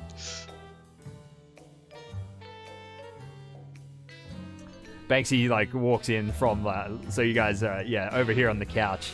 You hear this door open over here next to the stairs, and Banksy just sort of walks in. He just looks just disheveled and discombobulated. His tires sort of undone. He doesn't look like he's slept. He's got like bags under his eyes. And I'm gonna pretend I didn't hear that, Thomas. I'm gonna pretend there's a little bit of banter between you and Johnny. I was talking about Flat Top Tony. He turns to there's like a little drink cabinet like next to the door, and he walks in and he still like opens a decanter and pours himself just like 2 fingers of whiskey and just like drinks half of it straight away. Can I offer us to drink, Banksy? Bit of a hair of the dog, as they say, Johnny. Bit of a hair of the dog. You know. Bit of a victory drink, you know. I'd offer you one, What but time is I'm it? still fucking livid with you, Johnny. Not gonna lie. Walks over to the table and like the meeting table and like pulls a chair out and like pulls himself up onto the seat, like, you know, like a child, like. Oh, actually, you know what? This was designed for halflings. He doesn't do that for this one. He sits down comfortably. The chairs are actually quite small for you guys, but he sort of like sits down at the table and then gestures to the 2 across from him. Well, if you're not gonna pull, I'm gonna pull myself one, mate. Knock yourself out, mate. Tommy, you want a drink? If you're offering, of course. I'm gonna sit down in a chair and like maybe because of the size of it, like my jacket just like puffs up like a huge like 2002 jacket, like just this big puff jacket around me. I'm gonna Is pour this, is this separate from the rest of the casino? Is this like closed off, or is it just There's sort of still a giant shattered window behind you guys where Okay, Dumplin was thrown through it the night before. Hasn't been repaired yet. Actually, I'm gonna say this guy's repairing it right now. There's two like Knoll workmen, and you just see him like awkwardly looking at the 3 of you every now and then, like side looking at each other, and just like with this pane of glass that they're like bringing in. And it's like, That's funny. I imagine when Johnny sits down, like, depending how small he is, but his like knees come up, so he's sort of like sitting like this. It's like, hey, Tommy, here's a drink. Thank you, sir.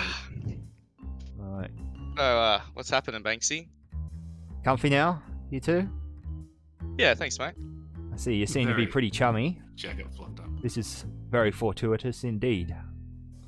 Well, you don't make friends with salad, but you do make friends with fights. That's what I understand from the city so far, Banksy. Wise words, Thomas, as always. He's got this manila folder that he slides in front of him. He's like, sort of like taps his fingers on it and looks at you, Johnny, just like without blinking. Now, Sullivan, you're young, Yeah, thank you're brash, you're hot-headed. I get it. Oh, thanks, mate. The world is your oyster, hot fighter. You know, I was young once too. I get it. We all make mistakes, Johnny. But you made a big fucking mistake last night, Johnny. I get it. Right?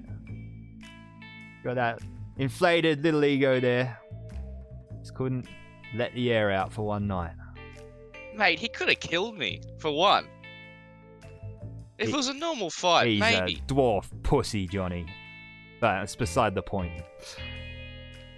So he taps the manila folder again. Got the deed to the hammer and tongs here. Yeah. Purchased it off the owner a while ago for a rainy day. Really? Thinking I might turn it into a very classy bordello. Maybe even a nice apartment. Put 2 fishmen in it.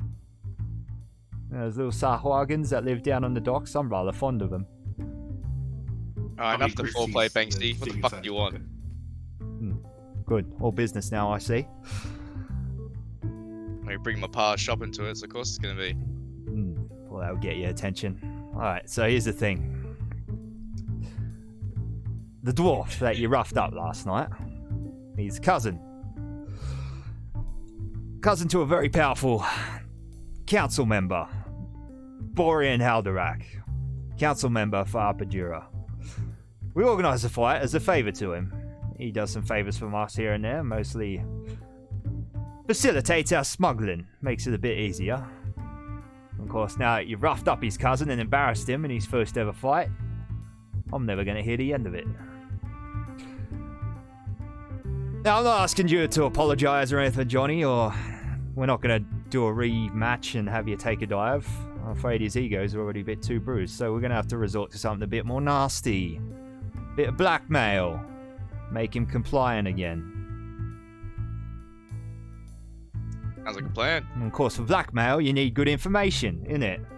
Need something people trying to hide. That's where you two come in. That's right. Got a new job for you, Thomas. Hope you're interested. Gonna have you working with Johnny here and a few other free radicals we've recently acquired. You see his eyes like glass over, and he glances over at the broken pane of glass for a second. Now I'm gonna go ahead and. Oh, sorry, didn't mean to cut you off there, Thomas. I would just be more than willing. Oh, good. There'll be good coin in it for you, Thomas, and you too as well, Johnny. I'm not a tyrant. You'll be paid for your time. I'll work out to get those deeds off you, could I? Ooh. Maybe a quest for another time. Let's get this out of the way first. We'll see how we go. Very well.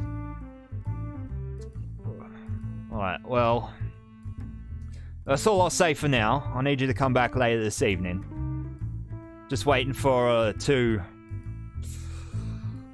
loaves of bread to come out of the freezer. Once they're thawed out, we can have dinner. Come back here at nightfall. Be sober. Both of yous. Roger that. Yes, of course. And before you leave, Thomas, I'll get you to stay behind. Johnny, you can fuck off now. Yes, of course. Alright, Banksy. Catch you, Tommy. Farewell, Johnny. See you later. Johnny will fuck off. Alright, Thomas, how'd you go last night? Excellently, of course. Of course, you know me, Banksy. I'm always a man to deliver, and deliver I have. Firstly, I'd like to say, if you need anything for any glass tanks, any sahugans, or I'm not sure quite how to pronounce them, and I proudly slap onto the table The trinket? the sculpture, the trinket that I bought last night. Very good things I've heard about this. In a fish tank, it would look absolutely beautiful. He just Go sort of like, swimming with. he like inhale, does this thing where you like inhale and then just like hold the breath in with his mouth open as he looks at it. He looks up at you, looks back down at it, and then like picks up his whiskey. He's just like, all right. It's not going to explode, Banksy. So I assume you're going somewhere with this, Thomas. So continue. Of course. I purchased this from a good man by the name of Sundry. Perhaps you're familiar. I believe you are. I am familiar with Sundry. Yes, very. And what kind of business dealings do you have with Sundry usually, Banksy? Well, Sundry's a fence. He does some good work for us. He's been a very long-time confidant of myself and the clan. What's Sundry got to do with this, Thomas? Well, did he have anything to do with the fight? I'm just wondering last night. The fight? I don't think he had anything to do with the organisation, but Sundry's always got his little bookie fingers in most things that involve wages and bets and money. Would it be of disappointment to you to find out that Sundry has been doing business dealings with Hoas Junta? Not at all, Thomas. Not unless it brings the clan into disrepute. What did you see? Well, it seems as though Hoas had put money on Sullivan winning last night. After the event, he went to Sundry's establishment and received his winnings. And it was rather surprising for Sundry that Sullivan had won. He was expecting him to lose, and that has been proven by you here. The main thing is that there wasn't much to be found, if I could be truthful with you, Banksy. Although there was a lot of gold exchanged, a lot of platinum lost from Sundry, and there was a very cool dagger there as well. You see, he's trying to bluff my way through. Banksy's just like nodding his head. He's just like, until you say dagger, he's like, I'm sorry, what? Did you say dagger? Yes, dagger, I did. What do they look like? Well, it was not so much about what it looked like and more of what it sounded like. It was like, ooh, something like that. Oh, like, like, not yeah, that, not that high. A little lower. Yeah, somewhere closer to there. Yeah. Like, pitch it for me, Thomas. It was more like a ooh. Oh, like a ooh. You're a little flat there, but yes, close enough. The point being, how many whiskeys have you had today, Banksy? Today, like, after midnight? Yes. Lots. Why? I'm just wondering. I thought you were much more on pitch than before now. Anyway, the point being, a dagger, it was exquisitely made, and it seemed, possible, some sort of magicality about it. Right. But it seemed... The Sundry's perhaps to be offense. I'm sure he has traded lots of between- daggers in there. Well, none of them looked magical. Are you Not to sure? say this one was either, but it was traded between the two, it seems to be. But he did have like things that looked magical, like all over his store, and like trinkets. Like, are you sure? I'm sure that there was a dagger. I'm sure it made a sound. And when I asked about it, he was a little standoffish. Standoffish. Yes, like perhaps he didn't want me near it, I suppose you could say. It seemed like Oh, that. are you telling the I might lie be here, reading or it are you? Well, Because he did just slide it over really- to you, and he was like, "Yeah, go for it." Have at it. I know. Okay. But right. I'm mainly concerned that I haven't gotten enough information Right. from my tailing, and I just want to sort of convince him that I've got like lots of information about. Okay, gotcha. what I Right. think. Okay. Oh, okay. He's like standoffish, eh? Not like Sundry to be standoffish. Maybe I should pay him a visit. See what's up. Maybe. You see his Is there something? You see Banksy's eyes just like getting heavy at this point. Well, you've done a good job, Thomas, as always. Efficient, reliable, and violent. You can just he really reaches into his pocket and pulls out a bag of coins and slides it across the table. 250 gold, as agreed. Excellent, Banksy. You are a man of your word. And another I- 250 in it for this job that we got coming tonight. Excellent. That sounds most fantastic. Do I get a heads up on what this is about? No, well, let's not pre-ejaculate ourselves. Let's come back this evening for the information. Oh, I'm holding off. You can bet on it. Fantastic, Thomas. Well, if you don't mind, I'm gonna go try and get some sleep. Looks like you need it. Yeah. He sort of like pushes himself up from the table and walks over towards the stairs. Maybe I get one of these gnolls to asphyxiate me until I pass out. Oh yeah.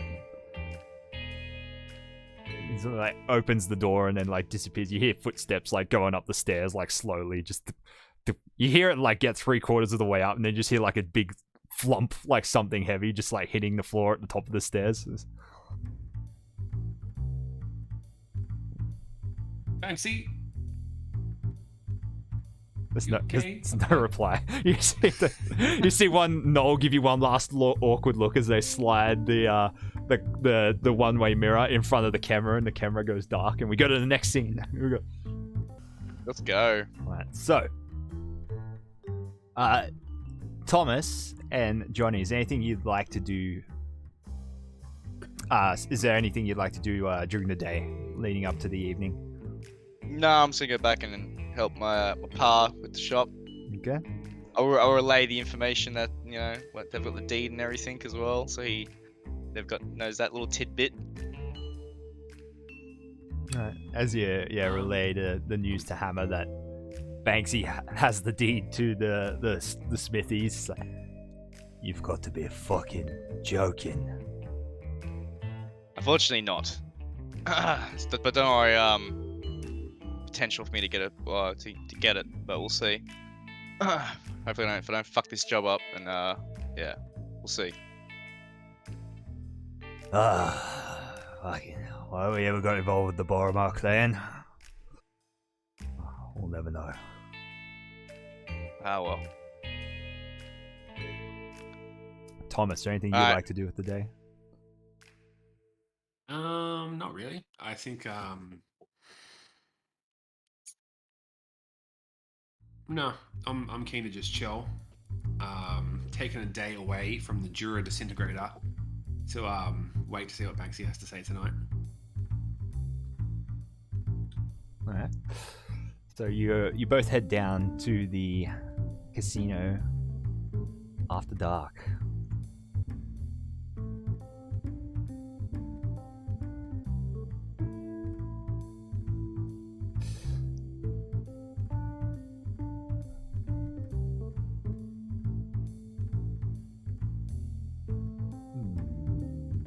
So,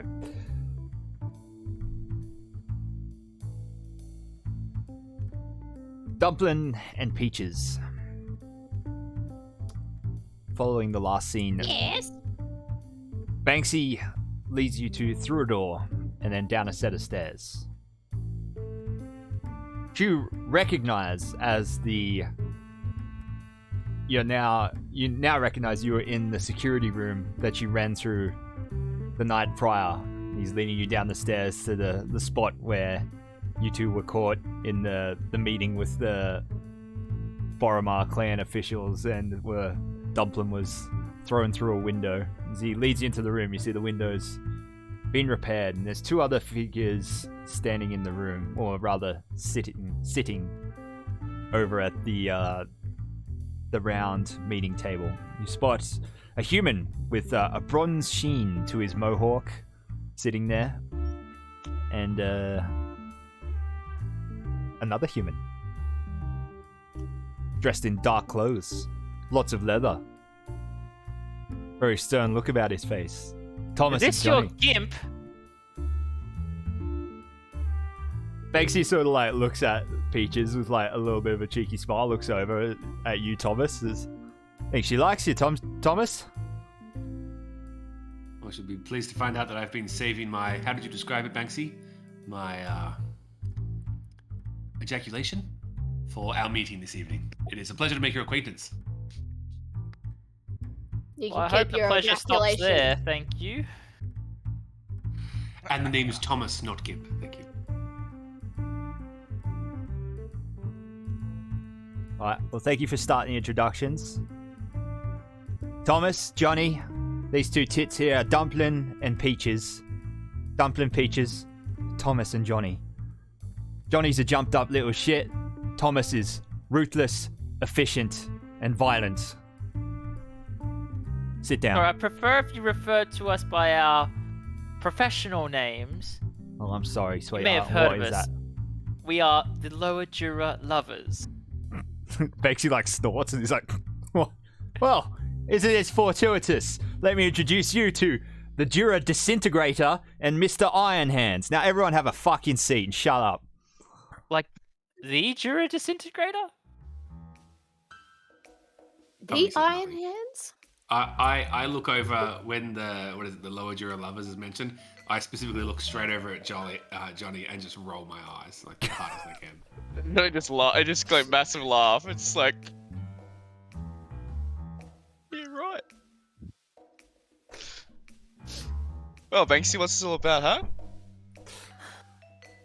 Alright, I assume Dumpling and Peaches have taken a seat at the table. Yeah. Alright, Banksy doesn't sit down, he just sort of like circles the table like a shark.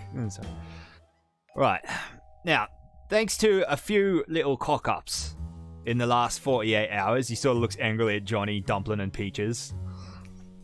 I'm in a bit of a pickle.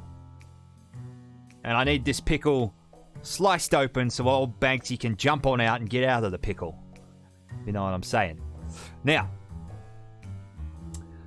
a man named Flat Top Tony Haldorak took a beating in a fight last night, and now his cousin, Borean Haldorak, is very upset with me. He's so upset that he's forcing me to resort to blackmail, and this is where you four come in.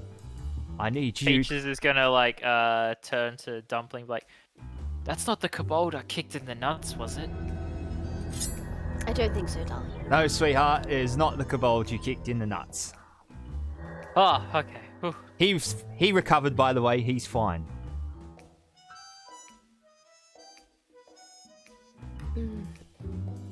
What a shame. Maybe shooting blanks, but I digress. Thank you, Savage32, for the 69 bits. Thank you for paying 69 bits and offering to change Thomas's name to Gimp. But there's not enough bits for that. I don't know. We don't. No name change. Thomas, what's your price in bits to be changed? To change your name to the Gimp. 69,000. Anyway. All these channel points. So, now, I have it on good authority that there is a rumor that Mr. Councillor Borean has an illegitimate son living somewhere in the depths of the sea. He's tried to keep it secret from the public, but alas, the rumor still spreads. Now, this is where you four come in. I need you to find concrete proof of an illegitimate child.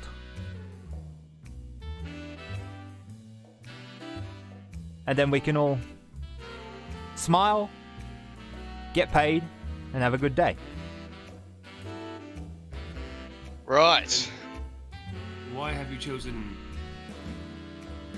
a fighter, a disintegrator, if you will, and two lovers to do this job, Banksy? Well, I figured it was a bit of it's a balanced party, you know? Johnny's the muscle, Thomas the brains, and these two tits are whatever's in between. The tits. Right. Well, Let's pass. you know what? Is it another dwarf, or we got what kind of race they Yes, are? Johnny. Dwarves give birth to dwarfs. Who would have thought? Mate, he could have fucked a human. He could have fucked a half elf. Could have fucked an orc. We don't know. You ever seen a half orc, half dwarf, Johnny?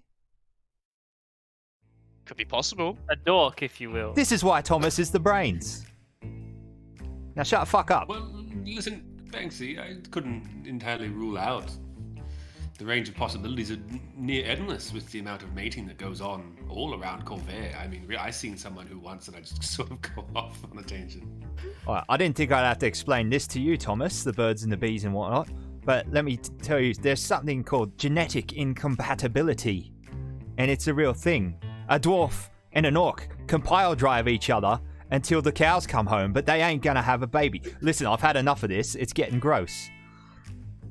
The birds and the Banksy. Yes, we are looking for a dwarf.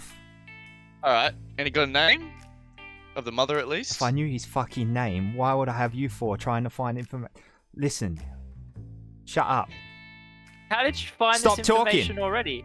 How the person who found you this information in the first place? Why can't they continue working for you? Nah, we need the job. Thank you, We'll Johnny. find him. Thank you, Johnny. I'm not going to deny this. Now, Yes, Alright. darling. we do. What information do you have, Banksy? well, nothing, which is why you four are going to go find it for me. But I have a very reliable source of information down in Ship's Towers. Goes you have by the information name. or not? You said you had no Oh. information, and now you say you do have information. Don't Which make one me get. is it? One more word out of you, Darling. love. She's going to and talk what- like this the whole time. Can I request another partner in this Man, she's a bit of a yappy. organization? little one. Yes. What? he just comes and stands over you, Peach. He's like, "Love, just please, just don't make me get Wendell get the gag again." You'll find she's into that. We'll all have a good time then. Now, There's a troll named Roy the Scholar. Lives on a boat down in Ship's Towers. Information broker. You're gonna go see him. What was the name? Roy the Scholar. Roy the Scholar. Oh, Scholar. Easy. He knows all the comings and goings down in the depths of the city. He knows of a... Hopefully he knows these comings. Indeed, Dumpling. Indeed. Alright, easy as pie. Once we find the son, what do you want to do with him? Just bag and tag, or just get you the name? Just need information, Johnny. Please don't kill anyone today. Yeah, alright. Wouldn't do it unless I'm getting paid anyway. And you want us to go there when? Tonight? Now? It's in the next 24 hours, Thomas. It's completely at your leisure. You can go this evening. You can go tomorrow morning. You can go at 1 p.m. tomorrow. You can go at 1:30 p.m. Thanks, tomorrow. I don't mean to get between you and your private life, but I sort of does he have a drink in front of him? He is holding a glass of whiskey, yes. Is there any reason we had to wait this entire day when you could have told us this morning? These two We could have here already were started by now. These two here were a bit preoccupied. He points at Dumpling and Peaches, and I didn't want to repeat myself. Of course, you wanted to wait until the really useful ones were part of the group. I understand. Precisely, Johnny. Oh, That's why we're where here. I've seen you before. I didn't recognize you with your clothes on. He's speaking to Banksy. Yeah. He's just got like, he's just like sneer, and it's just like drinks the rest of his whiskey and just like slams the. Why don't you listen to me? He just kind of like sits his glass down on the bench over at the side of the room.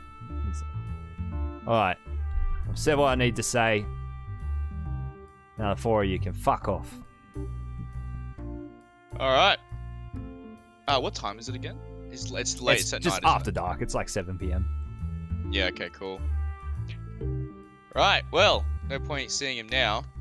Well, I'll be closed up for the night. Well, that being said, perhaps it's better to work on the cover of darkness. Well, if he's not open, he's not open though. It was Ship's Towers? Is that where we're headed? Ship's Towers, yeah. Banksy, if you're still there, what kind of establishment is this? Never been to Ship's Towers, Thomas. Right. No, I was asking. I wasn't telling. Yes, you have never been to Ship's Towers. No, I've never been to Ship's Towers, Right. no. Charming little district down in the docks.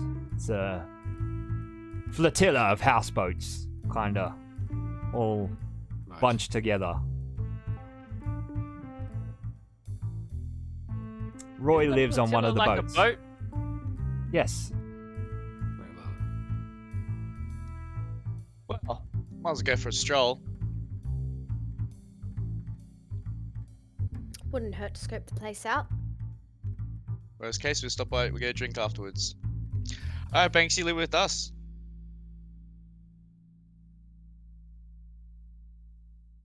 He's, without a word, just walks through the door and up the stairs, slamming it behind him really just as loud as he possibly can. You're not a happy man. He never is. He's always got something going on. I've known him for a while. So, shall we go? Yes. I'd get this over and done with, to be honest. If we want to do it tonight, otherwise I'm happy to wait until the morning. Well, I don't know about you guys, but I would really like to have a proper sleep. I haven't really slept in 2 days. Okay, well, if you want to have a sleep, that's fine. How about we meet, we'll meet at the docks tomorrow morning. Make it a Sounds like solid plan. 10 a.m. The butt crack of dawn. Yeah, Johnny will laugh at that. Exactly. Well, pleasure to meet Very well. you two. See you, Tommy. Farewell, Sully. And it was nice to Sounds- meet you two as well. breeches and pumpling. A pleasure, of course. Yeah, run along, Gimp boy. Darling, please. We can proposition him later. No, Tommy just looks no, confused. I What? don't share. Johnny's gone for this one. He does not want to be mixed in. He said goodbye and left. Oh dear. Alright, yep. Oh, Yeah. we need to... Where are we staying? I assume we have a place, a permanent residence of some kind. Yeah, we didn't talk about where you two live. Oh. No, we didn't, So- did we? so- Lower Jura, obviously. I'd say it's probably been some squalor somewhere. Ouch. What do we got? It's, You guys are grifters. I can't imagine you to be living in laps of luxury. You know? Like, is the bottom of the barrel. We'll say, probably Gate of Gold. It's probably the best bet for you two, I think. Unless you Yeah. had some form of old money, Nah. and you could be an old keep, but No. Gate of Gold it is.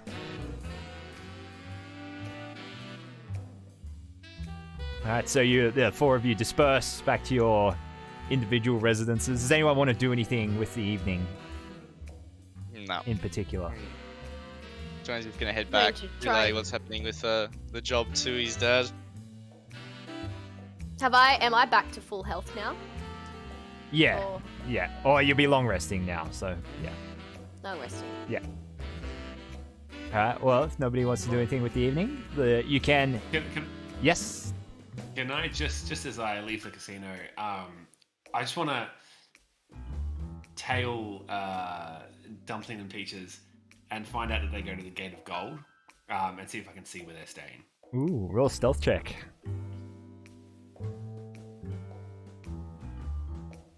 But given that I'm in the same area as well. My passive perception's 11. Ooh. I got a 5. Damn.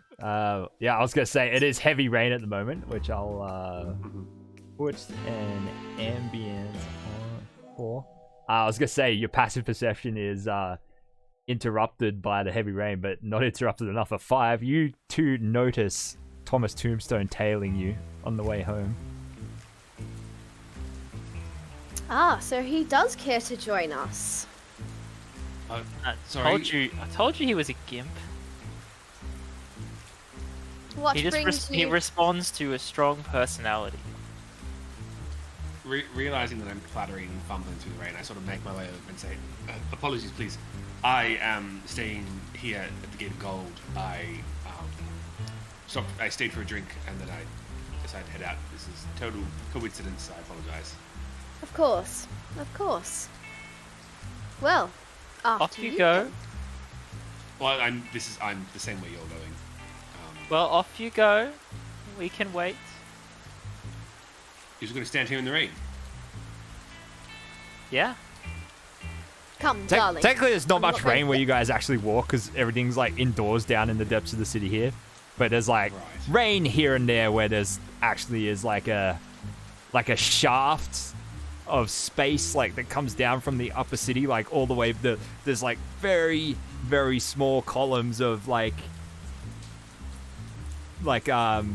space that would open up to the sky even though you can't see it, where rain makes it down. So most of the time you're dry, even when it's raining. Well, feel free to stay here and stand there as long as you want at this time of night. I'm off. Good evening. I'll see you tomorrow. I just put my hat down and just walk in the other direction. Embarrassed that I've not stealthed good enough. What a strange man. Indeed. Come, darling. I'm looking forward to a good night's rest.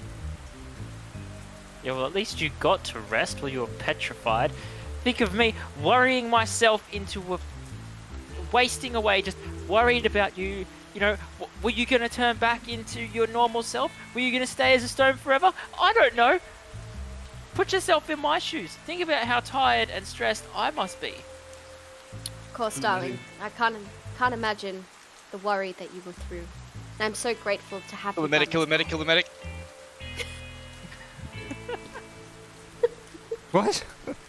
But, What? sorry, Talking to Ben. I thought I had muted myself. I didn't exactly unmuted myself. All right. Kill the medic. Get him, I was Ben! like, what the fuck? All right, sweet. Sorry. Continue. Can I imagine that like Tommy has left you guys and then Peaches has gone on this rant and like Tommy's like 2 blocks away now and is still hearing Peaches like, I could have died. Probably. Yes. Come, darling, I'll make it up for you.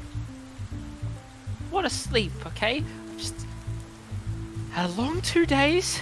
I just want to sleep. And now I've got this fucking cursed necklace that's gonna explode my head if I try to get rid of it or leave the city. If it's any consolation, you do look beautiful. Thank you, but if I'd known that reinventing ourselves was gonna be this much effort, I might have. We probably could have just gone somewhere else. Everything happens for a reason, darling.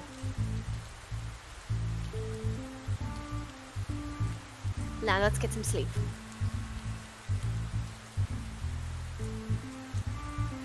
Yeah, we'll proceed to our wherever we're staying. All right. Thomas, do you head home now? I do. My intention was only to try and see where they're going, and I was just gonna go like booga booga and just jump out because I recognize that that's the same location that I'm staying in. But now I'm just embarrassed and I go home and have a drink and go to sleep. Sadly, Cry a little bit. just a little bit Just a single tear. in the rain.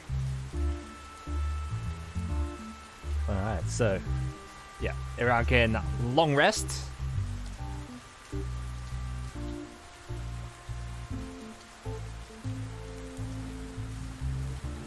The next day. I want to use this long rest to do some of my artificer infusions. Cool.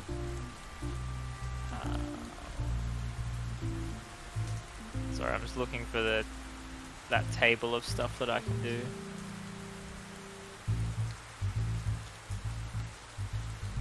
So, the next day, the rain gets worse.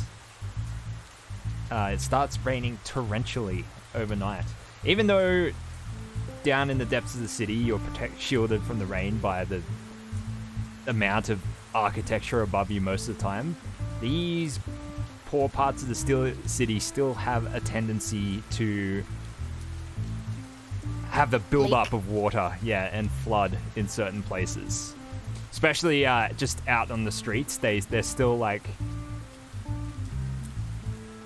gutted and whatnot to try and help assist water flowing through. But as the citizens of Gate of Gold emerge from their front doors next morning, you do step into like 2 or 3 inches of water,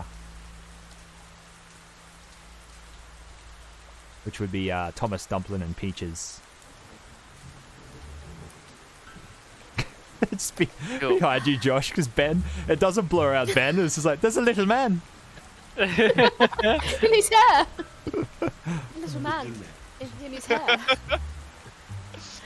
That's funny. I want to use my magical tinkering and my weaver's tools to make like a troll-sized glove, Okay.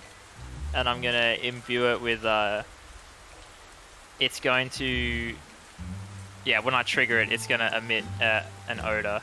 An odor. Yeah. Okay. Cool. Alright, sweet. So you have meeting at 10 a.m. We'll say over at Precarious to head down to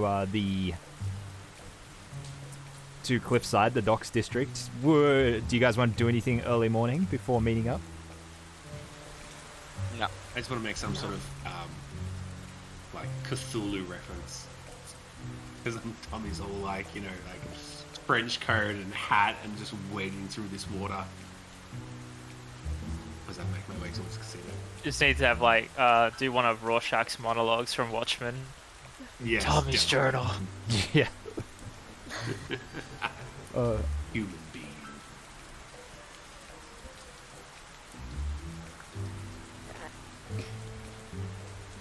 Oh, damn, I used to know how that. I could remember the monologue, Rorschach's monologue from the opening. It was, the streets are extended gutters, and the gutters run red with blood. Is that the one that ends with, and they'll look up to me and I'll say, Yeah, that's it. No, look up to. Yeah, it was like, look up to me and beg me for help, and I'll whisper back, no. Alright, so the four of you, from your respective residences, mosey on over to Precarious. We'll meet up at one of the magical cranes that lowers people and cargo up and down from cliffside below. The four of you give each other the nod as you rendezvous at the crane. Good Morning morning. all. morning. Hope you're all well rested. Ah, that's probably the best sleep I've had quite a little while. Oh, good. What are we gonna need it for today? I surely hope it won't be that necessary. Find this troll, get the information, and be gone. I hope so too. Oh, shall we? Please. Yeah, so you guys, you board the crane. Yeah, pretty much that. Just basically just like Okay, ready? imagine like one of those like docking cranes, just like holding onto like a wooden platform, just with like a rope to each corner, and the four of you just like standing on it, holding onto a railing as the crane just lowers you down on this map. So over here, so from Precarious, getting lowered down the cranes down here and down to Cliffside.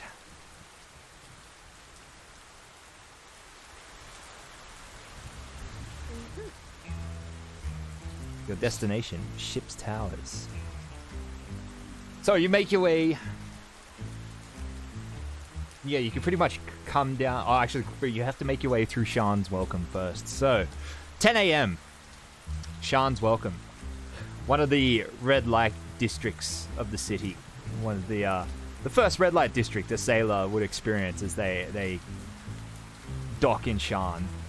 It's 10 a.m., so things haven't quite kicked off yet. You see maybe people like passed out in the streets, alleys. It's a pretty rough red light district. You know, there's like groups of sailors roam the streets after dark, looking for the next, fun experience, hopping from bar to bar, brothel to brothel, punching each other's lights out in the street, drinking till they pass out. So maybe here and there you see like a nautical-looking man just like passed out in an alley, just like rolling over, holding his head. There's a couple of ladies of the night, or men of the night even, that have risen early, just like standing outside the cheap looking bordellos, like, fresh you drink, governor. Yeah, that kind of thing. Looking for I'd a like to good imagine time? That down like an alleyway, there's like a gimp, and Tommy just nudges Peach and says, "That's what you're talking about." That your brother? No. I turn the other way. Sully, how are you doing? Oh no, I'm sorry. Of course, that's your daddy. Like, can you listen to this? What'd you say, you little cunt? I'm gonna stare down. Please, What? that is my wife. Oh, how unfortunate. That was so dignified. Got a problem, Mr. Iron Hands? No, do you? You keep looking at me like that, and you're gonna have some iron hands after I cut your ones off. Never split the party mentally. Darling, please. Well, let's get this over and done with, shall we? Please, darling. Let's just... Yes, as you said, let's get this over and done with. We'll never have to see them again. May I just quickly ponder? What kind of skills do you both have? Obviously, Sully is iron hands, and enough said. And my name precedes me. But what skill set do you both have? Besides running your mouth. No, Sully, We're both keep those ones inside. we're both particularly good at lifting things, coming into the possession of things that perhaps were not ours to begin with. Thieving. Yeah, have you not heard of us? We have cultivated a reputation. Yes, the lonesome lovers and so on. The lower Jura lovers. The the loveless lovers. I understand. I've heard your name all over the place. Ah, so you have heard of us. Yes, quite. Much renowned, or, you know. Well then why are you Popular. asking us these questions? Well, I've never met you before. I've never met you. I just want to know what you're about. I've heard the name many times, the loveless lumpers and whatnot, but I'm just curious about what you can do. You know. But Well- if you can't do much, that's fine. We'll get on with it. We'll carry on. There's nothing much that my darling wife can't do. If you want something made, then she's the one to go to. I will keep that in mind. The greatest artificer of Lower Jura Us. is going to... Us. Yeah, I'm Great even stuff. better than those Decaneth boys. Yeah, obviously you haven't met the Kenneth boys. Oh, and you have? Yeah, I knew a bloke could make anything. Now, he was an artificer. Yeah, Johnny, you may have Sam. even been at. Now that I think of it, you may have even been at an orphanage with Rook. Yeah, Yeah. so I made the connection. Is when he said it, I was like, oh, you know what? Actually, I might have known Rook. Yeah. Yeah, you probably did. Yeah. Weave that in somehow later on. You know? Yeah. Damn it. Where's Kyle? Like, he wouldn't have had arms back then. He would have been like, Yeah, he exactly. would have had stumps. Well, I figured out we wouldn't might really run into each other. Like Sharn's pretty big, but you know, like I think we kind of run the same Yeah, circles. you right, know? like legit in Rook's backstory, he was raised in a Jura orphanage. So you guys would have Yeah. been at the same orphanage. Yeah. Oh my Yeah. god. There you go. Oh. Get the parents for Kyle. Stop name dropping people. For those of you playing at home, Michael's sitting there like, what the fuck? yeah. Rook was a player Also character Michael. in our. Rook was a player character in our last Eberron campaign that finished last year. It was who we just realized, without either the GM or the players planning it, two of the characters knew each other. Crazy. Yeah. Yeah. Yeah. Anyway, It's this is a small long city. elevator ride. Thomas, as the party continues this conversation of sassing each other as you're walking towards ship towers,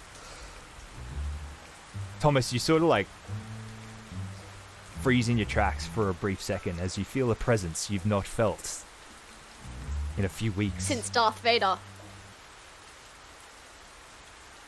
Last we met, I was lost. In your peripheral vision, you see an emission of black smoke from the porches of one of the bordellos that you're passing.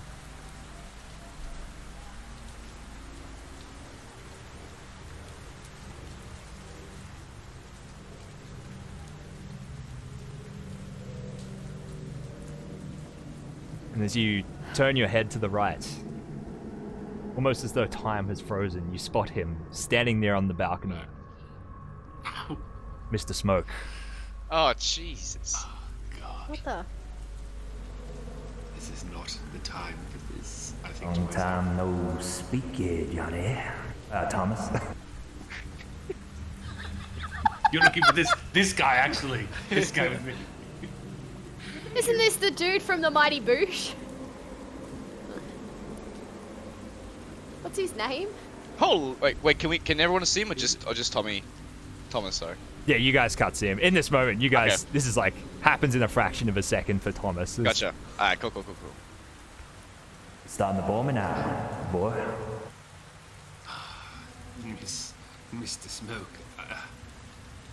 I can only do so much for you. You know that. You need to try harder, Thomas.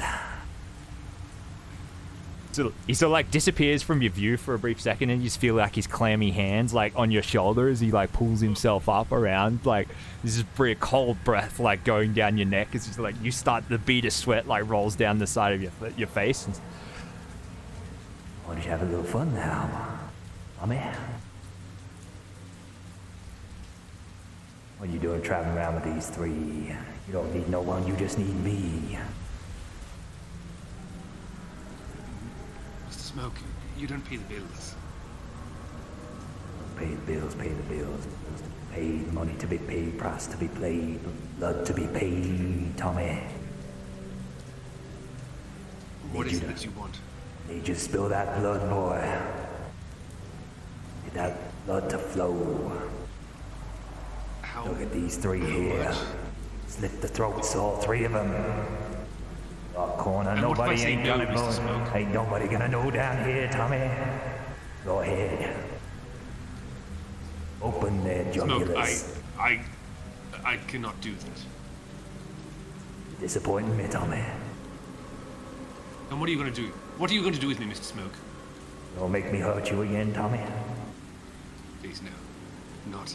Make me take the power, Tommy. You can just walk around.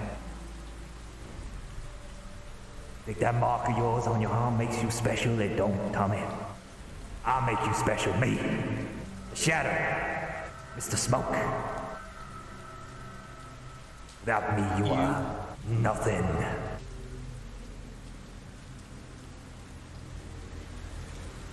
And everything's got like frozen around, right? Yeah, this is like Slow motion, Yeah. moving, like. I cannot continue to do this for you, Smoke. I Wait. need to sever this from my life. You ain't got no choice, Tommy.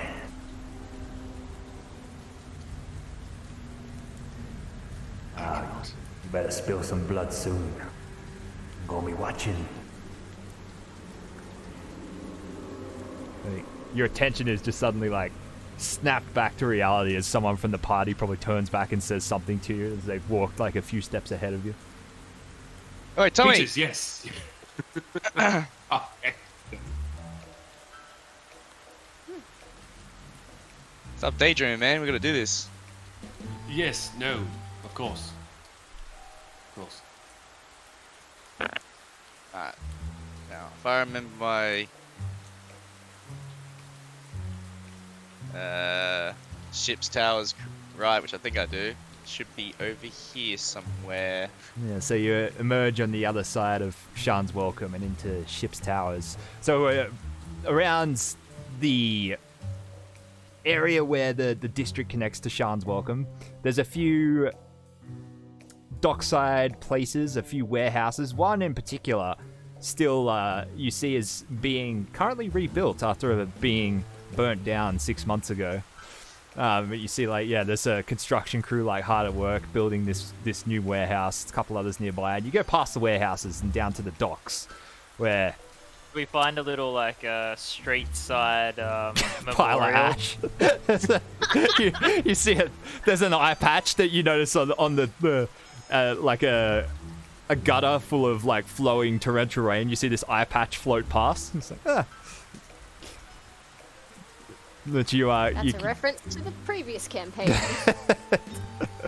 you reached where solid ground ends, and it's at first it's just like a long sprawling marina of docks and just full to the brim of boats. Just so it doesn't even look like half the boats could leave even if they wanted to. All these boats so tightly packed together in like just a town of houseboats, ramshackle Drummonds, yachts. Some have been fixed together permanently in just like this, just like this flotilla of residences, bobbing sort of like in a waving motion with the tide as it comes in, as it like comes in and out. We'll say Pesh, he gave you directions specifically to. Actually, no, you know what? He didn't. You're gonna have to ask around if you want to find out where Roy the Scholar lives. Would Johnny know anyone around? Since he's like a native. Down here? Yeah.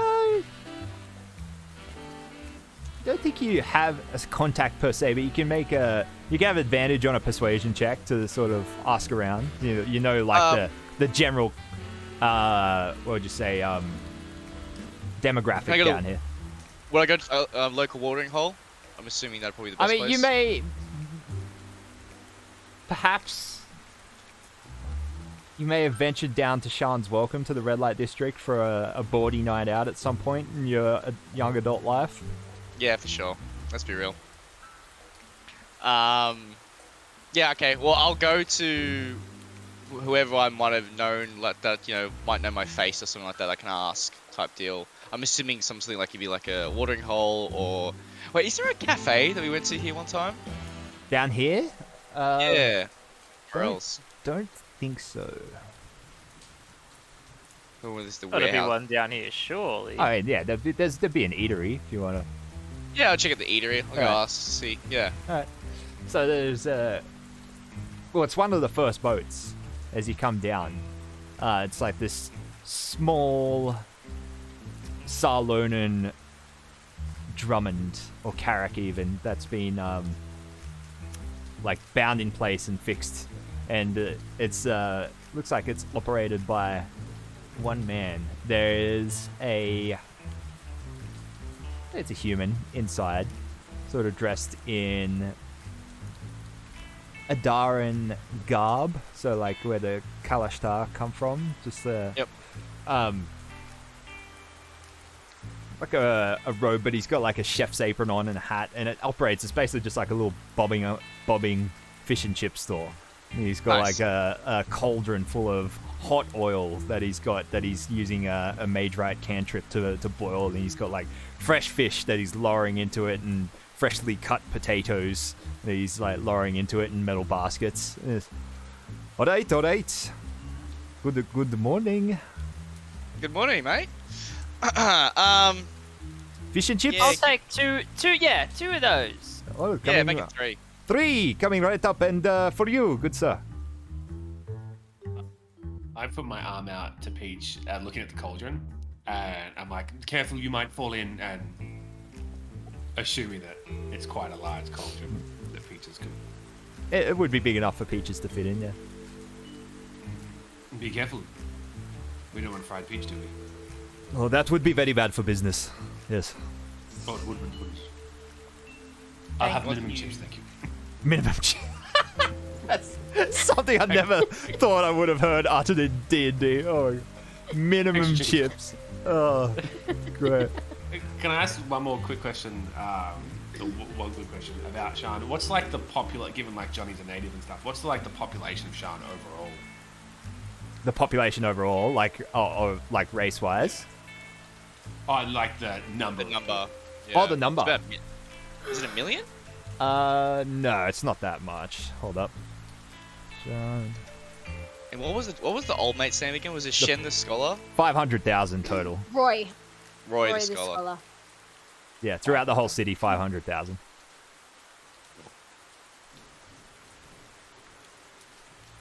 Well, what? You are not from around here, yes? What brings you down to Ship's Towers? He says as he lowers like baskets of fresh fish and chips into the oil. It starts bubbling. So We're looking for a scholar.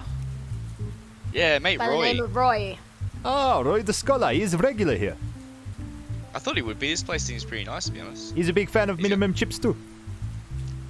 Yeah, he wouldn't be. Who isn't? Do you know where we can find him, mate?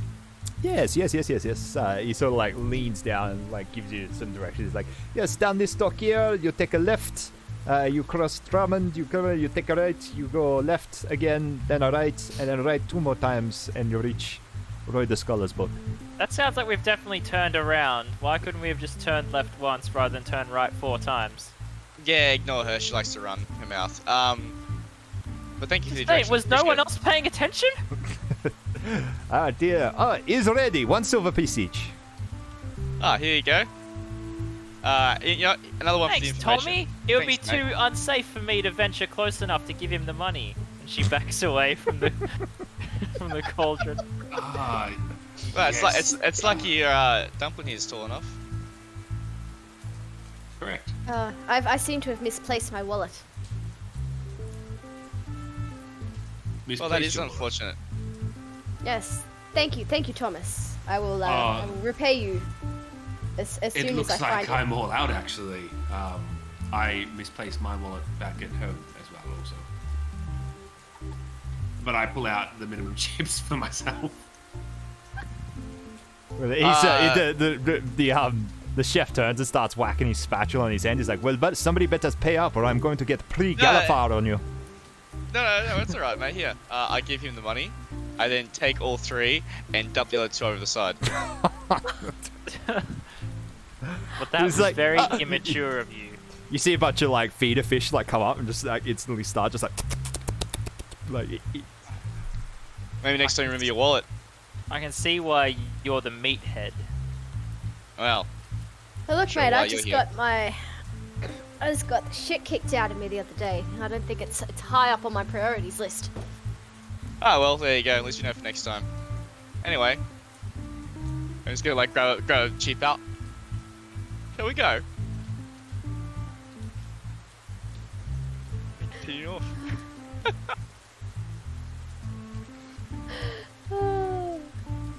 And follow the directions that Fishman gave us. Alright, so you head down the docks. And you follow his directions to the T. And you arrive at what appears to be a very, very ramshackle houseboat. It looks more like a beaten down garden shed held up by like 2 large pontoons just bobbing in between a bunch of other houseboats. On the outside, it has like a tattered fabric covered like awning over a balcony with a very large rocking chair on it. There's a smell emitting from it. It's like some particular herb, like as though someone's been like smoking like profusely on the balcony, and the smells like soaked into like the awning and the cushion on the chair and everything. There is a very large, very full ashtray that looks to be made of the top half of someone's skull on a little table like sitting there. Oh, this looks like the place. I'll walk up to the door and that was me. Hello, Roy. So, the door is like an old piece of like wood that's just like, you know, there's pretty much a hole in it that you can kind of see into this person's living room. Yeah. And the door is actually very tall too. The door frame itself is nearly 9 feet tall. Yes, yeah. Yeah. Hang on a minute. Hang on. I'm coming. Just let me get dressed now. Yeah, take your time, mate. Here I come. You hear heavy footsteps come over and the door gets pulled open. Standing on the other side of the door, an 8-foot tall, very lanky, very skinny troll standing there. His face covered in piercings. His hair is sort of like, he has like a bald spot on top, but then long, dark, greasy hair hanging over his shoulders at the back. And he's got like these green animalistic eyes, although they have this like strong bloodshot quality to them around on the outside. And he's standing there in a tattered pink like musty bathrobe that only hangs down to like halfway down his thighs, and it's currently open, and his troll meat and 2 veg is just hanging there in front of you. Can I help you? Yeah, okay, mate. Looking for a bit of information. We come inside. Oh. The black bar. That's amazing. Oh, yeah, he's got a navel piercing too, and he's like, all right, after some information, eh? You come to the right place. Come on in now. Don't be shy. he turns around and just like he's got like this hunch quality to him as he walks over, like and he sort of like walks back over. As you walk inside, and the place just reeks of like dwarven moss or some other like form of tobacco. And you see there's like all this weird paraphernalia like hanging up inside. He's got posters on the walls like from like theaters up in Memphis of like shows around. He's got like a dream catcher, like a Salonen trinket, like hanging from one part of the room. And I've met this guy before in real life. He's got like an enchanted lava lamp in the corner that's just like emitting bright, like this luminescent multicolor like kaleidoscope around the room that you walk in. He's got two very large lounges. There's like one large couch like in against the far wall, and it's the kind of couch that would sit like an entire family of 8 or something. And then in the center of the room there's like one of those very large round lounges without any like backrest or anything like that, and it's about like a good like 8 to 10 feet in diameter, and it's just like this really nice rug that really ties the room together, like in the like in between the two lounges. And he sort of like hobbles over and goes to the lounge on the far side of the room and just sort of like sits down on it at first, and then like he's just sitting there, like the bathrobe's still open, and he's just like his legs open wide, just sitting there, and he's just like, a bit breezy in here. Oh, pardon me. And he just like ties up the bathrobe. Well, don't be shy. Take a seat. Nah. He sort of, he gestures to the round lounge in the center of the room. What kind of information we after? We're looking for a dwarf. Uh-huh. An illegitimate dwarf. Uh-huh.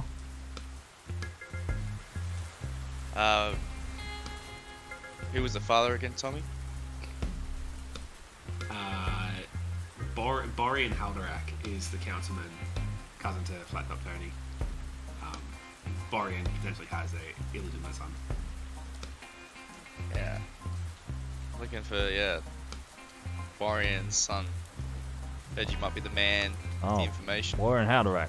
I hope you're a counselor.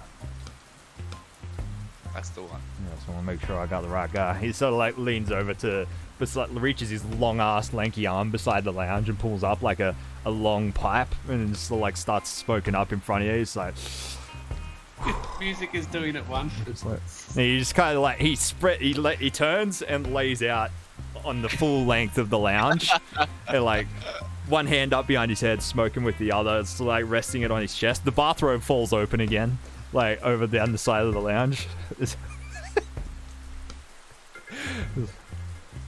How are you planning on paying for this? Borian Haldorak. With coin. I see. Coin's always good. How much we talking?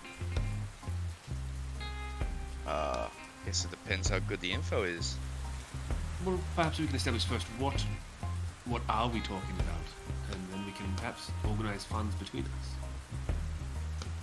Well, what are we talking about? Can I tell you? Why, I can't just give my product away for free now, can I? Product? You have product, yeah. Well, the information. The information is the product. Information is the product, that's right. I understand that, Peaches. Well, why are you confusing the poor man? Oh, I'm sorry. How selfish of me. Would anybody like a hit? And he sort of like holds his pipe out to you. Oh, well, Fine, yeah, sure. open. Johnny will reach over.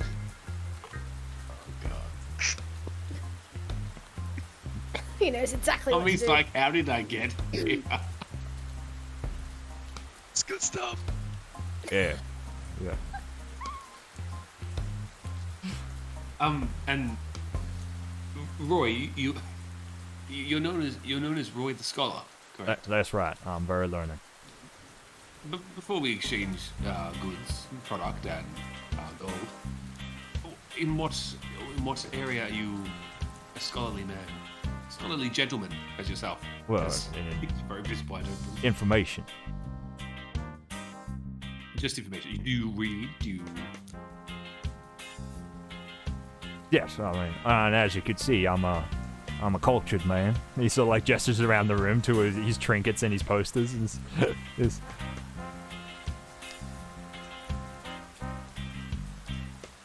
You like what you've done with the place. Yeah, I'm a cultured man. Yes, you are. Yes, you are, boy. Now, so Well, how much gold are we talking? well, let's talk payment. I accept gold, or sometimes I'll accept information in exchange for my information, or sometimes I'll accept a good story.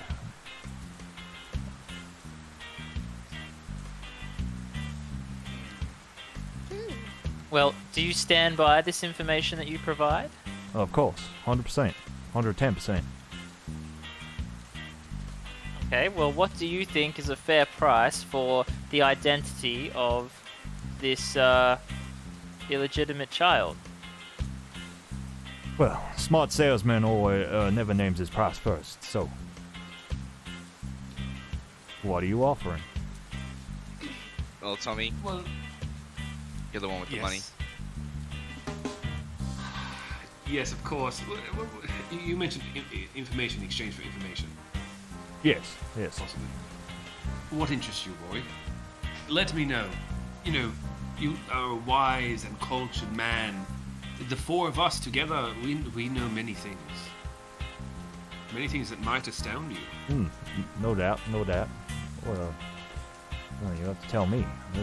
Because I can't tell you what I don't know. He goes cross-eyed for a brief second. You see one of his eyes just sort of go off kilter and then come back.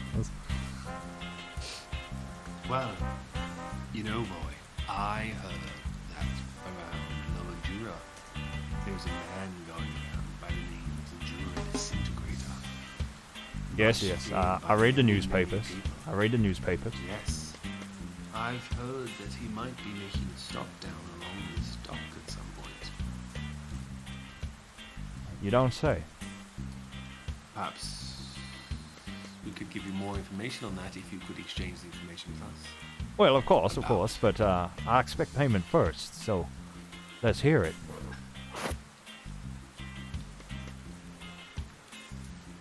It's easy, we just do this in gold. How about we'll give you... look at the others in case they want to give any input, and I'm like... 5 gold. Beef? 5 gold. 5 gold pieces. 5 gold.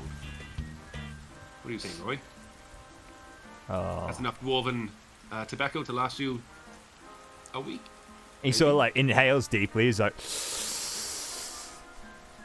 Sasquatch. Pardon? Yes.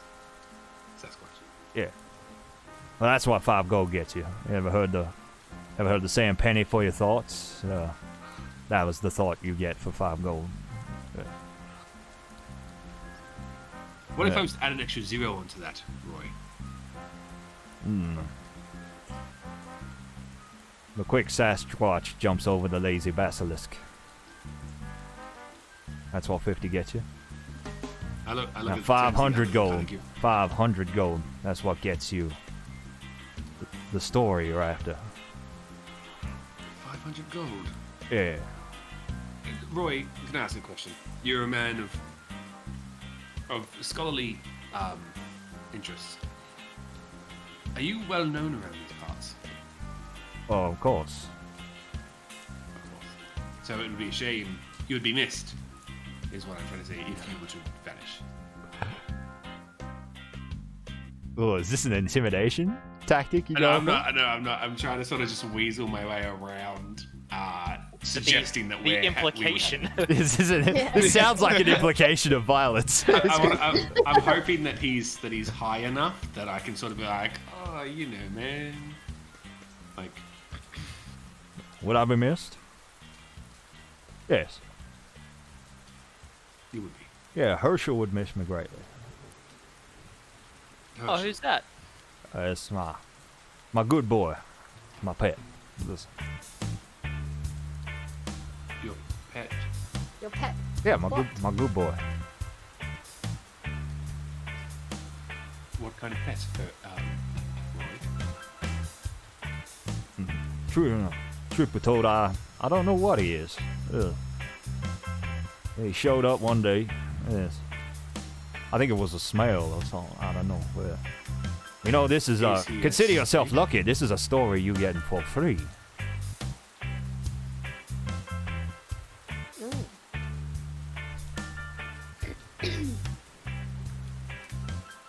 Well then, we wouldn't want anything to happen as to upset your poor pet. How would we, Roy? Oh, most definitely not. Most definitely not. No, no. Nope. Herschel don't like being upset. No. Do you keep Herschel around here? Oh, yes, yes, of course. Yeah, on the boat with me. Where is he? As I look around. See, he's like, he taps the ash out of his pipe and then points it at you. He's like, see, you're a clever one. Mister, I didn't get your name, by the way.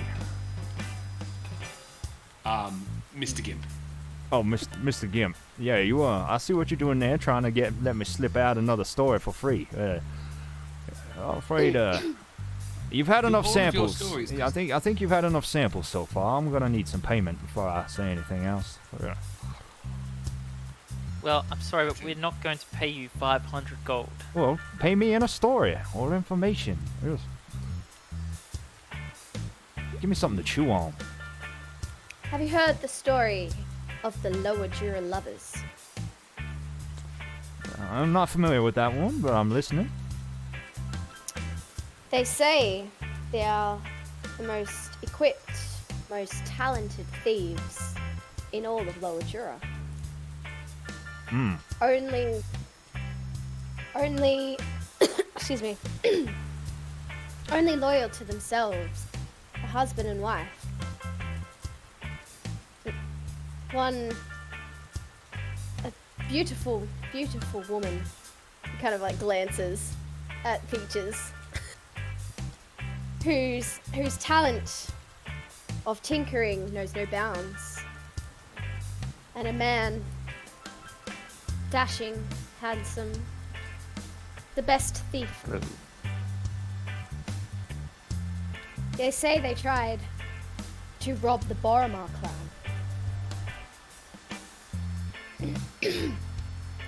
Does that interest you, Roy?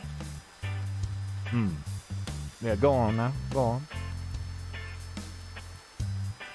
Well, these two lovers tried to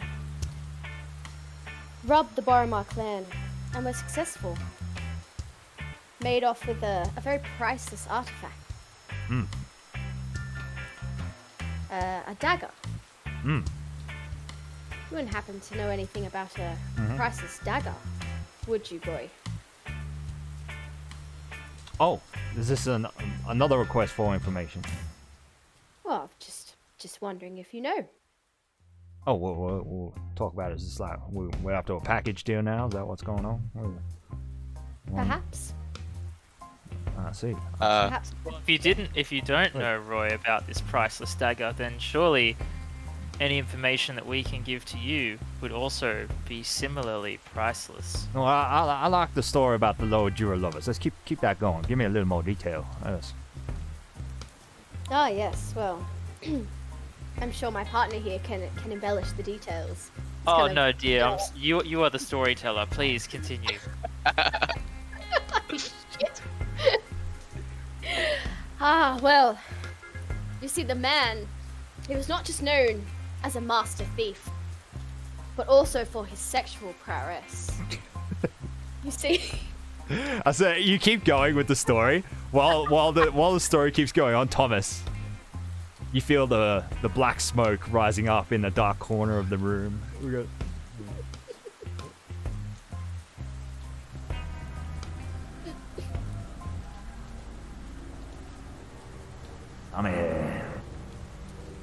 I'm here.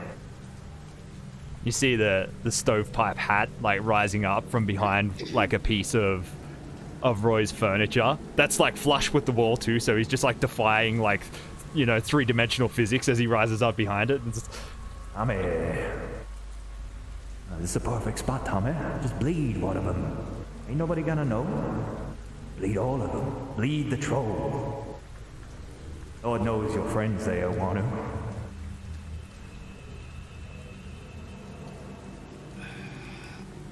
Smoke, I need you to stay out of this right now. You disappoint me, boy. He sort of like he lowers himself behind the piece of furniture again and disappears. The smoke all like retracts back in with him.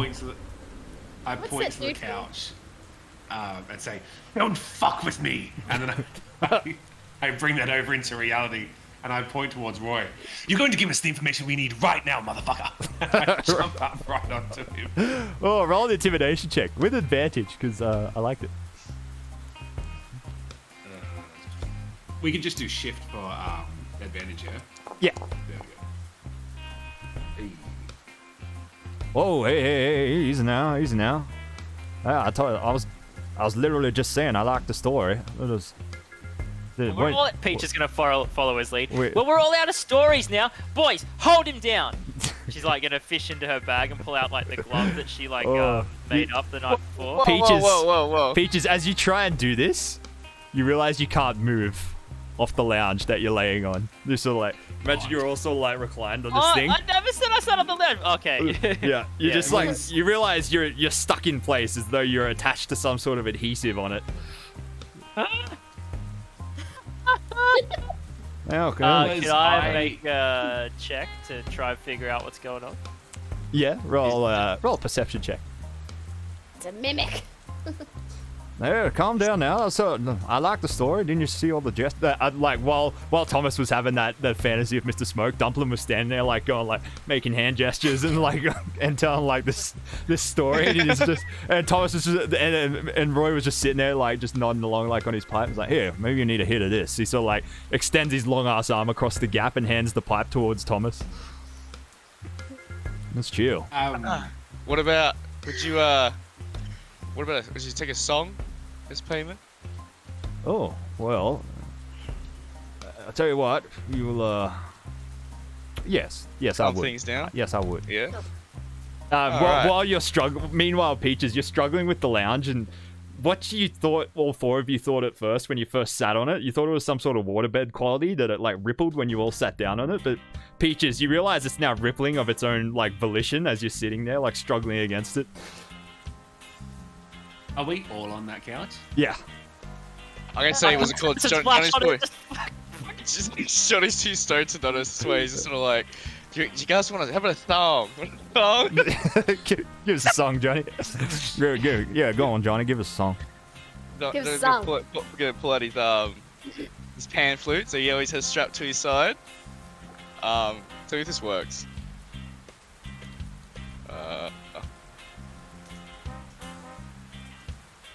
Anything coming up? Nah, are you trying to use voice mod? Yeah, damn it. Not hearing anything. Did you plug it in the Discord? Yeah, plug it in this. I can't remember how to play the sound though. Did you set up on the soundboard? Yeah, In Discord? yeah. You should be. You can just click on the button that you attached it to, and it should play. Yeah, weird. Oh, that's a channel didn't work. Bummer. You're playing your own button. Yeah, anyway. Roll me I'll roll for it. roll me a performance check. I can do that. Where's my character sheets? I got pamphlet blast in my ears. What was the song gonna be, Josh? I have a pamphlet song. Give us a song. Do it a cappella. You got Ben there. He can do the instrumentation. Performance check. That roll? As you do it, he's Nerds. oh, he's like, whoa, stop, Johnny, stop. Yeah, Johnny, you're killing my vibe. Johnny, you're killing my vibe. Put that away. That is god awful. That is horrendous. Oh my lord. Oh, I don't. You know what? I like the story about the low juror lovers. I didn't like that, Johnny, but it'll do. It'll do. All right. It's fine. So, the dwarf you looking for?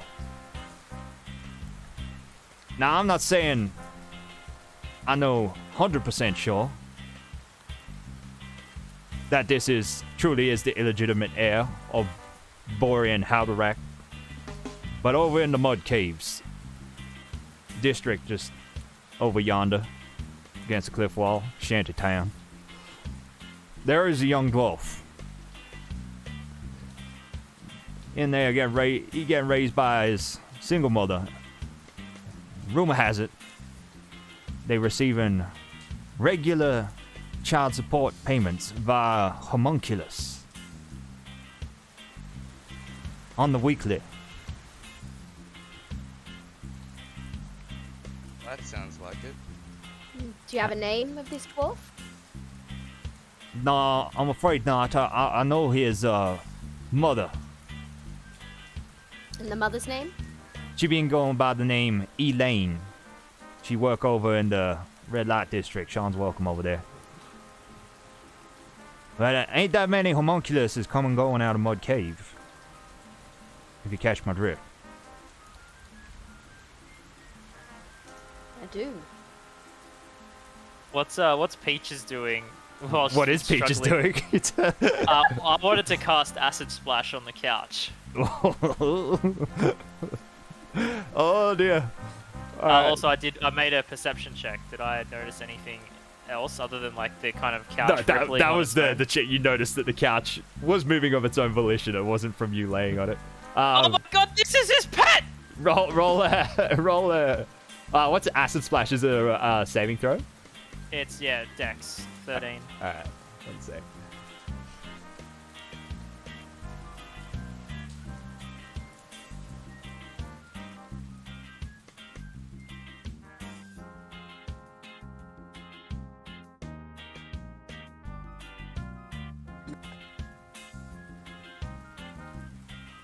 Oh. What do we got? Dex. Oh, it passed the dex save. Alright, so yeah, I was just gonna say you're too like tightly like adhesed to the lounge. You sort of like fire off an acid splash and just kind of like goes off and just goes over the edge of the couch and onto his nice rug instead that really tied the room together. Starts burning through his eye. What are you doing? Like, what? Your couch! It's like, while this conversation's been going on, like, Peaches has been getting more and more frantic Yes. just in the background, Yes. trying to untangle herself from the couch. No, don't struggle now. Don't you agitate him. Just be calm. Be calm. Somebody calm that bitch down. Tell that bitch to chill. Somebody, please get me off the couch! You can't got me! Darling, here, pipe. It's a wizard pipe. All right, you realize, Dumpling, you realize you're adhesed to the lounge as well, and you can't move. Oh, please, the pipe, sir, for my wife. What? Ew, what's the problem? Oh, Herschel, what have you done? And he's like, he gets up and like his tackle like spills out of the bathrobe again. It's like, oh damn it, and like it does it back up, and then like walks over to the couch and just like gives it a little like whack with the back of his hands. Like, Herschel, no, let these nice people go. And then the couch all of a sudden goes rigid, and the adhesive just sort of like releases, and the four of you can get up. Peaches just springs off of it. Oh. Just like, Yeah, sorry about that. You ruined my rug, though. what do you think you're doing keeping a thing like that in your house? Do you know how dangerous that is? She ruined my rug. Sorry. This was a nice rug. It really tied the I'm room gonna together. ruin something else in a bit. Your cat's just trying to eat me! It was not going to eat you. Or Herschel. What is Herschel? He's a vegetarian, is what he is.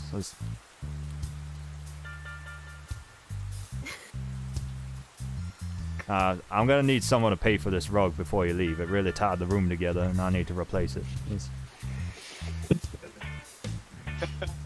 Darling, please. We're lucky that's all we destroyed in here. And Peaches is gonna storm out. It's like,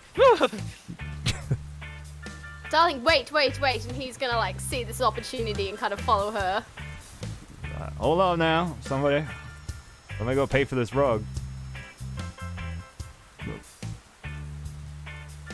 He looks at you, Thomas and Johnny. He looks at you too. I gestured for Johnny to get off the couch if he's still sitting on it, just in case. Yeah, how much, Roy? 2 gold pieces should do it. Could do it. Yeah. I'll take care of it. Johnny, go on head on out. Yeah, no, thank you kindly. Appreciate it. Nah, I hope my information was helpful. Thank you for the story. Thank Dumpling for the story. Thank you for the information. I'm gonna wait till Johnny leaves, Oh, and I tell don't think I called him him my I name. feel like the execution of the heist was a little contrived, but I did enjoy the graphic sex scenes.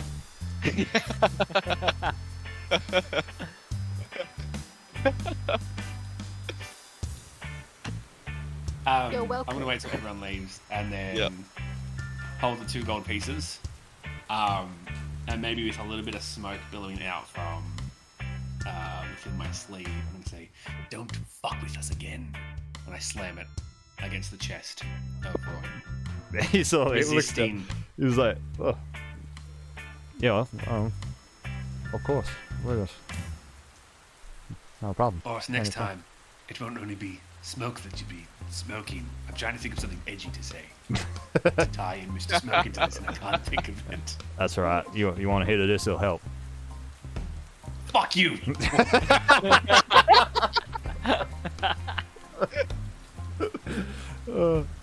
Take care now. As you glance back, Thomas. Probably you don't bother shutting the door. You glance back through it, and you see him like get up, and he picks up like a head of lettuce from next to the lounge, and just like throws it at the lounge in the center of the room. It opens up in like this gaping maw of sharp teeth, and like grabs the lettuce like. I made a super cool token. I'm gonna show everyone in case shit went down because I don't want.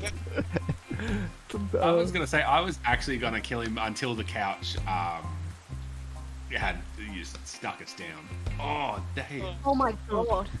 Oh man! Jesus. Ah. Yeah, it's like, and he sort of like walks over, like gives, and then like closes the door behind you. Oh dear.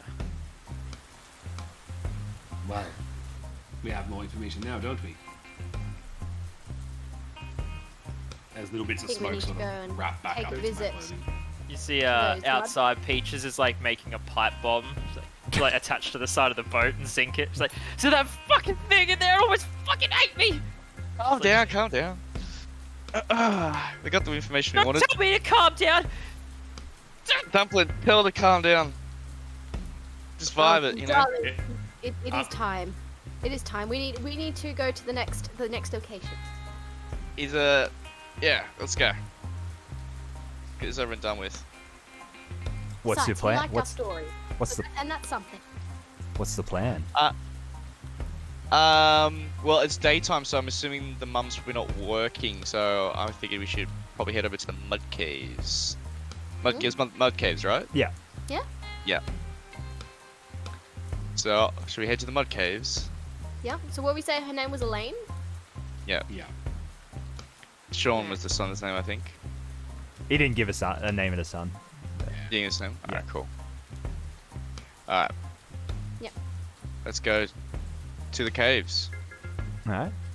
Well, you guys head off. You sort of like navigate over through ship towers, crossing across floating platforms, pontoons, skipping across boats before you finally arrive over at the mud caves. So you see it's basically a shanty town dug into the side of the cliff face above the water's edge.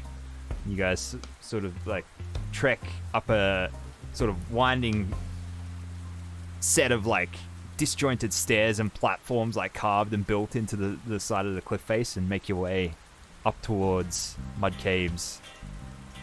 And we'll pick this up on the next episode of Nice. Sulfur Batchet and 2 Smoking Boots.